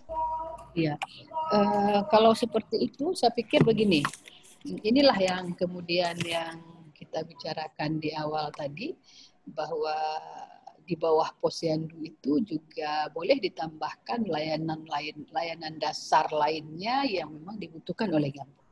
Misalnya kita misalkan kepada 5 Gampung yang sudah ada pustaka, sudah berdiri pustakanya ya. Sekarang apakah kita untuk menjadikan pustaka desa impian itu agar dia lebih berkualitas ya, dengan buku-buku tambahan, buku baru, sehingga lebih diminati oleh anak-anak, oleh remaja dan masyarakat keseluruhan ini. Ini sangat-sangat bisa. Sangat-sangat bisa karena kenapa? Dengan menggunakan dana desa ya, dana APBN di desa itu kan semuanya boleh diperuntukkan untuk yang namanya layanan dasar yang dia bersatu di bawah Posyandu. Jadi saya pikir misalnya ini ada untuk buku-buku misalnya untuk TPA, ada tambahan buku-buku misalnya untuk BKB, ada tambahan buku-buku untuk PAUD, ada tambahan buku-buku misalnya untuk apalagi untuk kesehatan ya. Ini semuanya dapat dibelikan dengan dana desa karena memang ini diperbolehkan. Tinggallah yang tadi kita bicarakan tadi, kapan ini akan dilaksanakan. Dari sekarang desa harus membicarakan ya dengan tim perencana di desa. Ini diketahui oleh sekretaris desa, dan di dalamnya ada LPM, lembaga pemberdayaan masyarakat. Kalau kita tuh halapan, mereka sudah duduk bagaimana kita mengembangkan pustaka ini untuk mencerdaskan kehidupan masyarakat di kampung kita. Kemudian nanti ini udah masuk Juli, pada bulan Oktober sampai Agustus sampai Oktober ini sudah masuk ke dalam RKP desa, RKP Gampong kalau kita di Aceh. Jadi rencana kerja pemerintahan Gampong untuk 2021. Di dalam bulan November dan Desember ini sudah masuk ke APBDes untuk pelaksanaan kegiatan di tahun berjalan, di tahun 2021. Jadi semuanya sudah kita anggarkan. Apa buku apa saja yang akan kita belikan untuk yang kita sebutkan tadi ya, untuk balita, untuk remaja, untuk orang tua. Dan ini juga bisa kita pustaka yang sudah ada ini juga bisa menyurati perpustakaan provinsi ya, secara arsip Badan Perpustakaan dan Arsip ya, provinsi. Kemudian saya pikir saya juga melihat bantuan yang banyak dari pendidikan, dinas pendidikan ya, misalnya buku-buku untuk PAUD itu ada itu. Kita juga bisa berkolaborasi dengan Kemenak ya untuk meminta buku-buku tambahan, buku-buku pelajaran agama. Dan kalau BKB, Bina Keluarga Balita, itu kita juga bisa di PLKB kecamatan. Mereka kan tim penyuluh yang juga mungkin bisa mensuplai buku-buku untuk kita. Nah, jadi Ini ada beberapa sumber SKPA terkait, ya SKPA kita sebutkan tadi, plus dana desa. Kalau dana desa kita ada di desa, merencanakan sendiri. Tentu untuk buku-buku yang dibutuhkan dengan jumlah anggaran yang proporsional. Saya pikir dengan ada power seperti ini sudah mulai ada jalan keluar untuk mengembangkan pustaka impian kita. Begitu jawabannya barangkali, Ibu. Ya, amin. Terima kasih, Bu. Baik, selanjutnya itu pertanyaan untuk Mbak Nanda mungkin ya. Bagaimana mengenal karakter anak-anak yang ada di lingkungan tersebut, mungkin di lingkungan desa ya, dan bagaimana pendekatan dengan orang tua atau wali yang dapat dikatakan cenderung mengejar ekonomi? Silakan Mbak Nanda. Oke, baik, terima kasih Kak Sumba. Jadi kita sebetulnya mungkin jawaban seperti itu tadi sama juga seperti yang telah Kak Aditya jawab, karena kan kita program Pustaka Kampung Impian ini hadir ke desa bukan sehari 2 hari gitu kan, tapi berbulan-bulan gitu kita di desa, kita hidup bersama dengan masyarakat, dan itu ya kita berproses dengan masyarakat seperti itu. Jadi bukan kita datang seperti orang penyuluhan kemudian kita lihat beberapa jam dan kita simpulkan sendiri kemudian kita balikan, kita tidak seperti itu. Tetapi guru impian ditempatkan di desa itu dalam waktu berbulan-bulan, dan pada saat itu kita terus berproses untuk bisa mengenal anak secara lebih dekat. Jadi untuk mengetahui karakter biasanya kita untuk melihat apa minat si anak ini. Jadi kita melihat misalnya dia lebih suka kepada dunia fotografi, karena kebetulan juga salah satu kita perkenalkan dunia fotografi ke anak-anak. Mereka mau suka dengan mengambil foto atau ambil gambar, kita arahkan anak-anak ini ke arah situ. Ada juga yang mereka suka ke bidang misalnya menulis ataupun bersastra, kita arahkan anak tersebut ke arah situ. Jadi kita tidak memaksakan anak-anak di desa tersebut untuk mengikuti satu bidang seperti itu. Makanya kurikulum yang kita buat seperti yang saya sampaikan tadi, kita sesuaikan dengan kebutuhan anak-anak. Jadi target yang ingin kita capai itu sesuai dengan apa yang dibutuhkan oleh anak-anak itu tersendiri.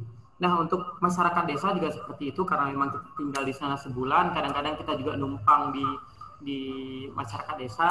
Mungkin di awal-awalnya itu susah karena ya namanya orang baru masuk, ada yang mengatakan, ada yang mencurigakan ini berkaitan dengan politik seperti itu, ada juga yang mencurigakan ini mereka apa yang akan dibangun, ini proyek apa, ataupun mungkin pabrik apa yang akan dibangun di desa kita. Ketika kita pertama kali masuk, dugaan-dugaan itu dari masyarakat itu ada ke kita. Cuman ya karena memang tujuan kita baik, tujuan kita memang ingin mengembangkan desa tersebut, jadi mereka juga bisa merasakan apa yang niat baik yang ingin kita sampaikan. Lama-kelamaan juga mereka bisa merasakan, oh ternyata mereka datang memang benar-benar ingin membantu kita untuk mengembangkan masyarakat kita, membuat desa kita ini juga menjadi lebih mungkin lebih tertata, terkelola seperti itu. Jadi dari situ lama-kelamaan juga mereka bisa menerima.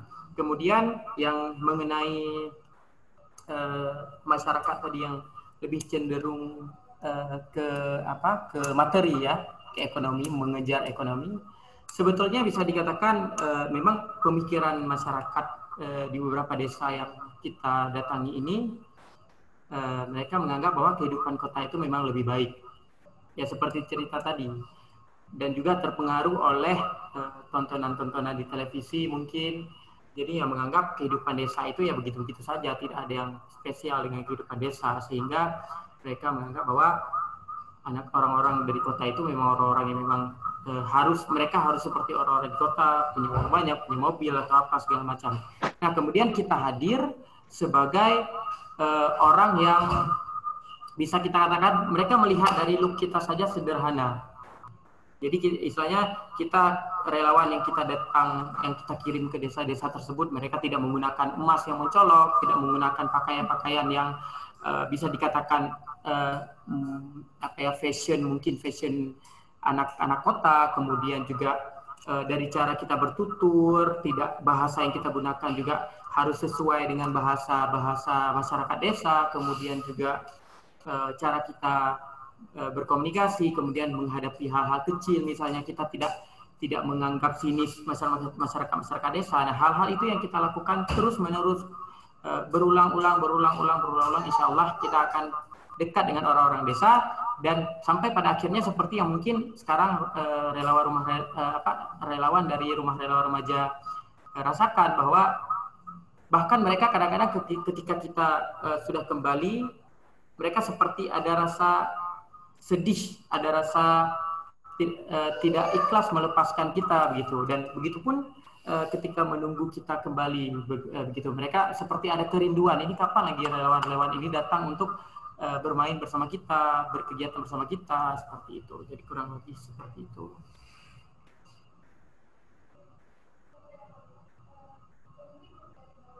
Seorang relawan itu bukanlah superhero yang datang ke sana, yang datang ke desa-desa membawa perubahan. Malahan kita yang sebagai relawan ini banyak mendapat pelajaran dari mereka gitu, bagaimana cara berhubungan dengan alam begitu.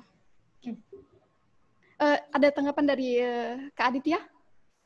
Aku mungkin nambahin aja tadi tentang pertanyaan tentang kurikulum tadi. Sebetulnya kan yang penting prosesnya ya, bukan pada kurikulum rimba untuk contekan atau apa, tetapi semua itu ada di sini. Jadi buku ini memang berisi metode tapi dinarasikan dari pengalaman-pengalaman itu. Jadi di sini juga ada proses kenapa kurikulumnya begitu sampai proses menyusun kurikulum. Tapi di sini contohnya di sekolah di Asmat gitu. Jadi untuk kurikulum mungkin bisa baca buku ini. Buku Setan Bermata Runcing, Kak, ya? Melawan Setan Bermata Runcing. Iya. Oke. Baik, selanjutnya itu kita bacakan pertanyaan dari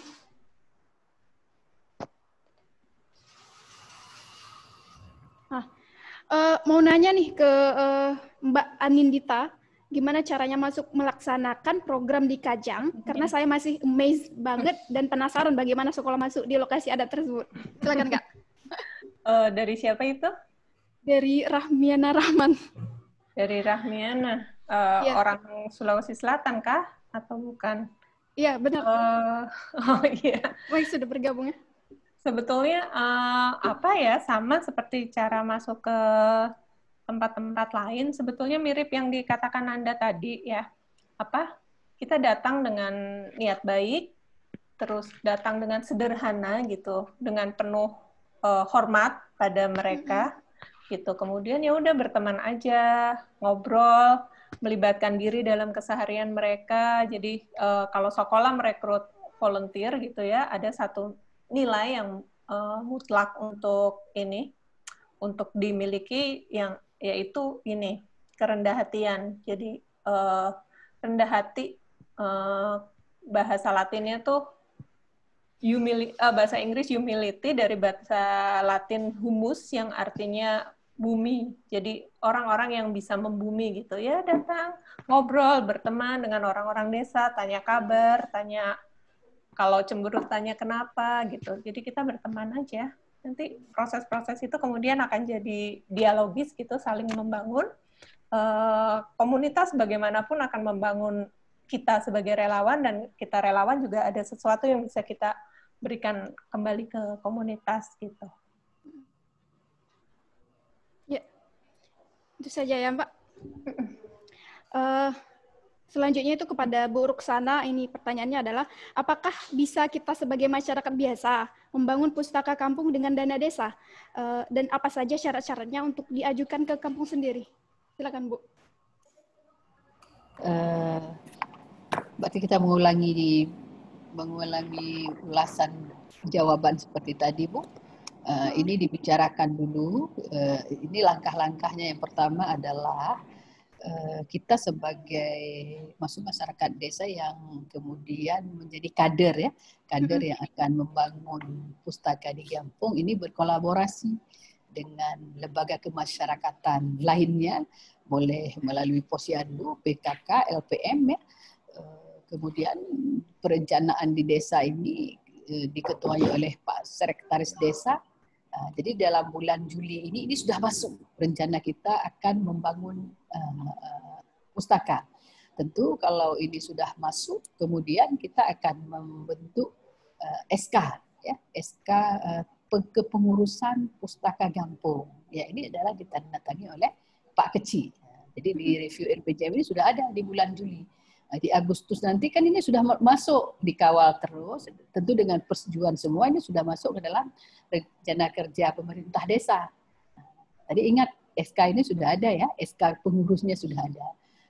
Kemudian ini sudah apa saja yang kita butuhkan. Tentu sebagai lembaga kemasyarakatan barangkali dia tidak butuh gedung yang megah begitu ya. Ini bisa dicantolkan misalnya di mana, misalnya di Menasahkah ya, kalau di kampung di Aceh kita ini kan menasah itu biasanya ada 2 tingkat gitu ya, karena dia bertangga, bertiang misalnya, ya di bawahnya sudah disemen begitu. Ada lemari, berarti kita tinggal butuh lemari tempat penyimpanan buku misalnya, itu secara fisiknya. Kemudian siapa yang akan menjaga pustaka, siapa yang bertanggung jawab untuk ini semua. Ini kan sudah di-SK-kan semua dengan SK kecil, masuk ke dalam RKP, dan terus di dalam RKP itu sudah terinci apa saja yang kita butuhkan untuk tahun ini, ya, untuk tahun pertama misalnya, atau untuk pengembangan ini adalah tahun lanjutan. Ya, di bulan 11-12 itu sudah siap APBDes. Bila sudah ada APBDes, tinggal dilaksanakan di 2021. Karena ini kan uang negara, sama dengan kita di kantor-kantor, dengan anggaran pemerintah lainnya. Rupiah yang dikeluarkan itu harus semuanya sesuai dengan aturan. Jadi ya kalau dia sudah ada APBDes, maka dia siap untuk dilaksanakan. Begitu. Jadi boleh saja ya sebagai masyarakat Bandung, karena prinsip dana desa adalah itu pelimpahan kewenangan pemerintah kepada masyarakat untuk merencanakan, melaksanakan dan mengawasi sendiri ya dana pemerintah yang diperuntukkan bagi mereka. Barangkali seperti itu. Terima kasih, itu jawabannya, Bu. Iya, baik Bu. Ini masih kepada Bu Ruksana. Nama saya Ekawati, Bu, asal PD Jaya. Kebetulan saya salah satu anggota TPID, Bu. Nah, banyak saya temukan di desa-desa di sini, mayoritasnya mereka memiliki pustaka kampung, namun tidak dimanfaatkan semaksimal mungkin, Bu. Saya sebagai pemuda, apa yang bisa saya lakukan untuk dapat terlibat dalam mengaktifkan kembali pustaka kampung tersebut, dan kemudian bagaimana cara memberi pemahaman kepada masyarakat pentingnya dukungan pendidikan ini kepada anak mereka dengan adanya pustaka kampung. Silakan, Bu. Inilah persoalannya, Bu. Kadang kita pemerintah sudah bangun ya. Yeah. Kita semua sudah membantu, tapi tiba-tiba kemudian seperti ini persoalannya, tidak dipakai ya. Bukan hanya ini, ada juga bahagian atau hal-hal lain yang dibangun pemerintah. Misalnya kita meminta gedung apa misalnya, gedung pertemuan. Tiba-tiba waktu kita lihat ke lapangan, gedung pertemuan itu menjadi kandang kambingnya, karena kenapa tidak dipakai.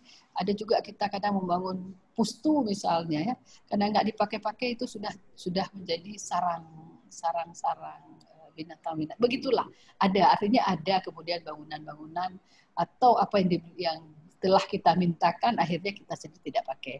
Ini memang membaca ini memang sesuatu yang tidak terlalu budaya untuk kita di Provinsi Aceh barangkali ya. Barangkali kalau kita Indonesia keseluruhan juga bangsa yang kurang gemar membaca dibandingkan negeri-negeri Jepang misalnya. Kita dengar mereka membaca berapa buku 1 tahun, kita barangkali 10 tahun tidak tamat 1 buku. Ini kan hasil penelitian. Saya cuma nggak bisa jelaskan rinci, tapi begitulah adanya ya. Kemudian kita bagaimana menumbuhkan kesadaran pada masyarakat bahwa membaca itu penting. Buku itu adalah gudang ilmu, membaca adalah kuncinya. Kalau nggak ada kunci, bagaimana kita masuk ke gudang ya? Ini lagi. Ini kan butuh sesuatu yang sangat melelahkan barangkali ya, memberikan kesadaran. Apalagi kita sekarang ya, anak-anak kita lihat kalau kita di provinsi kita ini kita anak-anak suka di warung kopi dengan memainkan memainkan HP. Jadi ya barangkali itu lebih menarik mereka. Jadi barangkali ini membudayakan. Kalau istilah membudayakan ini kan, budaya itu pertama kan harus kita paksakan dulu. Ya. Bagaimana kemudian Gampung bisa seperti misalnya mengaji setelah maghrib. Kalau enggak harus harus diberikan sanksi ya. Kalau sudah dipaksakan kemudian dia terbiasa. Setelah terbiasa baru menjadi sebuah budaya. Nah, ini tentu berat ini. Berat. Jadi bagaimana Pak Kecik misalnya menerapkan kewajiban membaca. Sebab barangkali kita kalau sudah terbiasa membaca ya menjadi budaya suka baca. Meskipun sekarang kita barangkali kita semua suka bacanya di HP aja karena semuanya sudah lebih gampang. Ini untuk anak-anak muda kita di kampung, kalau pustaka itu sudah ada, tentu yang pertama sekali ya bagaimana menerapkan peraturan Gampung ya, atau kanun Gampung itu untuk memaksa, untuk membiasakan ya masyarakat membaca, dan tentu kemudian pengelolaan pustaka ini juga harus ada surprise-nya, misalnya dengan kalau suka ke pustaka nanti misalnya ada kemudian hal-hal yang diistimewakan oleh Gampung. Ini berbagai-bagai. Kita lihat misal contohnya seperti ini. Di Biren ada satu kampung, dia kalau lelakinya tidak merokok, nanti kalau anaknya lahir nanti akan diberi santunan. Nah, jadi ada seperti itu. Ini begitu juga. Kalau misalnya ada anak kecil ya, anak-anak SD itu ya suka membaca, nanti dia bisa dapat apa gitu. Nah, ini kan sesuatu yang dipaksakan tapi secara halus ya. Kalau dia sudah terbiasa.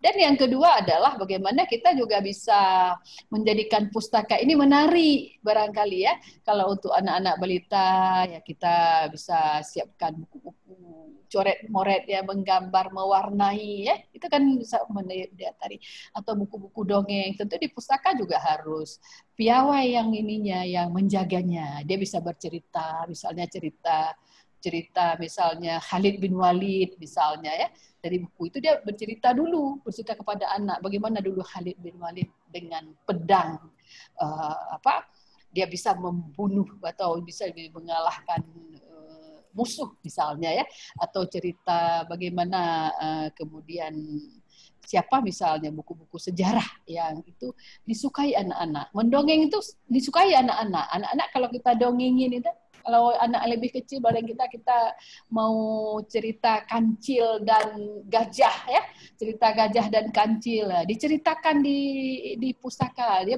ini dibaca di buku ini.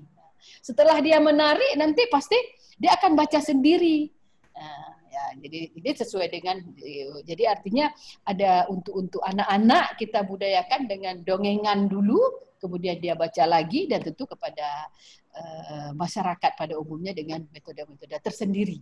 Ini mungkin nanti kalau Gampung ini dapat berkreatif sesuai dengan kreativitas dan kearifan Gampung sendiri untuk menjadikan pustaka yang sudah ada ini jangan terbengkalai. Capek memang, ini bukan pekerjaan mudah ya Bu ya. Ya inilah mungkin butuh jiwa berkarya atau jiwa pengabdian dari yang namanya kader ya, kader yang menjadi pengurus dari pustaka. Ya. Begitu barangkali Ibu. Ya, tapi meskipun ini susah ya, inilah yang kita namanya perjuangan. Kalau yang gampang nggak perlu ya. Misalnya kita sekarang menyuruh atau membiasakan masyarakat misalnya, terutama remaja untuk lihat HP, nggak malah kita bilang ya, dia akan terus tertarik sendiri. Ya bagaimana kemudian kita tidak surut pustaka yang sudah ada ya, PPID pijat, terus bagaimana kita bisa sumbang saran ya, apa yang dapat kita pikirkan agar supaya pustaka itu hidup ya. Barangkali seperti itu Ibu. Ya, baik Bu. Dan semoga setelah ini kita bisa lanjut diskusi tentang program kita bersama, Bu, ya gitu. Mungkin bisa berkolaborasi gitu, Bu, ya, insya Allah. Dan yang terakhir ini saya mau bertanya kepada Kak Aditya. Saya juga sudah membaca tulisan Kak Aditya di dalam buku Setan Bermata Runcing. Nah, ini saya tertarik dengan konsep volunteer gitu kan. Sekarang ini kan Kak Aditya, saya melihat maksudnya konsep volunteer itu jadi apa ya, tren gitulah istilahnya kan. Banyak anak-anak muda ikut sebagai volunteer itu karena mungkin ingin mendapatkan beasiswa gitu dan ingin pekerjaan yang lebih baik. Jadi dijadikan volunteer ini adalah sebagai batu loncatan gitu, Kak. Nah, ya itu kan melenceng sedikit dari apa yang saya baca gitu. Relawan yang terpanggil terhadap kerja-kerja yang tak terduga gitu, Kak. Yang tidak sesuai harapan gitu lah mungkin ya bisa disebut. Ya, gitu, Kak. Apa tadi pertanyaannya jadinya? Jadi pertanyaan misalnya ketika makna volunteerisme itu disandingkan dengan memperoleh beasiswa pekerjaan yang lebih baik gitu. Bagaimana menurut Kakak itu? Sebetulnya pertanyaan inti ketika kita berniat atau mendeklarasikan ingin menjadi volunteer itu adalah untuk siapa gitu sebetulnya. Volunteer seharusnya kan kalau baca di buku ini ya, asal katanya voluntas yang berarti kehendak yang kuat. Sementara kata itu juga pertama kali digunakan untuk pada saat perang dulu sebagai relawan-relawan perang atau relawan-relawan perawat, dan juga pada aksi-aksi untuk melawan pro kemapanan gitu. Artinya orang-orang yang ingin melakukan perubahan. Nah, jadi volunteerisme itu sebetulnya tindakan yang benar-benar didedikasikan untuk sesuatu di luar dirinya kan. Jadi ketika kita ingin menjadi volunteer, harusnya kita bertanya lagi, sebetulnya untuk siapa ini saya lakukan gitu. Apakah untuk memenuhi ego? Mungkin nggak apa-apa gitu memenuhi ego gitu. Aku rasa ada sisi pentingnya juga gitu untuk menemukan kepuasan gitu, untuk membuat kita tenang, membuat kita lebih bahagia. Tetapi kalau memang ternyata sebetulnya tidak berguna apa-apa buat orang lain atau malah mengacau-ngacaukan, kan ada tuh, maksudnya saya nggak mau nunjuk, tapi memang ada ketika tren gerakan mengajar atau gerakan volunteer, orang-orang yang datang ke desa dengan merasa dirinya lebih baik, kemudian dia semena-mena maksudnya bukan semena-mena, memandang orang desa yang itu tadi, stigma-stigma itu masih dibawa, itu kan sebetulnya akan mengacaukan di desa, sementara dia datang cuma satu kali lalu pergi gitu. Sementara orang-orang desa ini, anak-anak desa ini bertanya-tanya, kakak yang kemarin bilang aku jangan jadi petani kemana gitu. Kalau aku nggak mau jadi petani caranya gimana? Kan jadi mengacaukan gitu tatanan yang sudah ada di desa itu. Jadi ketika kita ingin menyandang kata volunteer, mungkin harus dikembalikan lagi sebetulnya ini untuk siapa gitu, dan apakah hal-hal yang sudah saya lakukan ini benar-benar bisa berdampak, benar-benar bisa membantu mereka gitu. Kalau nggak bisa sampai seperti itu ya, maksudnya ya nggak apa-apa, sekedar bakti sosial atau sekedar memang ingin memberi apa yang kita punya berlebih, tetapi rasanya nggak perlu dibilang-bilang atau ini ya, dibesar-besarkan gitu, karena kita nggak yakin bantuannya akan berdampak seperti apa di komunitas, bisa jadi malah mengacaukan. Kayak bantuan sepatu misalnya, saya lihat kaki anak-anak di Asmat, anak-anak di Rimba, bahkan anak-anak di Sumba gitu, saya sering jalan sama anak-anak, mereka memang terbiasa tanpa alas kaki mereka kuat gitu, mau nginjek batu, kerikil, duri, semuanya mereka kuat, makanya mereka nggak pakai alas kaki. Nah, ketika diberikan sepatu itu kan sebetulnya nggak menyelesaikan masalah mereka, mereka selama ini nggak apa-apa kok gitu. Tanpa sepatu malah mereka melatih kaki-kaki mereka yang dibutuhkan untuk lari saat berburu, untuk mengendap-endap di hutan saat mau ngincer hewan buruan. Justru kalau di sepatu malah kacau semuanya. Dan kalau sudah tergantung sama sepatunya rusak, mereka kemana lagi carinya? Maksudnya jadi tergantung sama yang namanya pasar.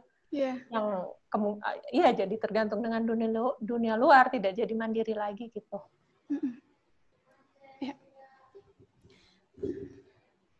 Jadi kita masih ada waktu sih sekitar 4 menit lagi ya, tapi kita cukupkan saja. Sebagai penutup, saya ingin menyampaikan bahwa setiap dari kita, siapapun kita, bisa melakukan perubahan meski itu kecil, dimulai dari kita sendiri sih sebenarnya gitu. Bagaimana cara pandang kita terhadap orang-orang di pedalaman, terhadap masyarakat, ya, terhadap anak-anak yang memiliki cita-cita menjadi petani gitu. Bukan berarti itu sesuatu yang jelek gitu ya. Tapi di sanalah kita bisa mendapat pelajaran dari cara pandang mereka gitu. Dan sebelum itu saya juga ingin menginformasikan karena waktu sedikit lagi. Nanti sore jam 5 kita bakal live di Instagram. Itu kita ada pengumuman tentang para pemenang lomba. Jadi jangan lupa saksikan jam 5 ya. Oke. 2 jam lagi, ya. Oke. Dan saya ingin berterima kasih kepada Kak Aditya, Bu Ruksana, dan Bang Nanda sendiri yang telah membuat diskusi ini semakin menarik gitu ya dengan diskusi kita bersama. Dan kita berharap bahwa diskusi ini bukan cuma sesuatu yang datang dan pergi, tapi ini menjadi efek untuk kita sendiri, untuk kita bersama, bahwa kita bisa membuat perubahan kecil terhadap bangsa dan negara inilah tentunya gitu. Saya Uma, saya perwakilan dari Rumah Remaja mengucapkan maaf jika ada kata-kata yang salah mungkin, dan semoga ini bisa mendapat pelajaran bagi kita semua. Saya akhiri, billahi taufiq wal hidayah. Wassalamualaikum warahmatullahi wabarakatuh. Waalaikumsalam.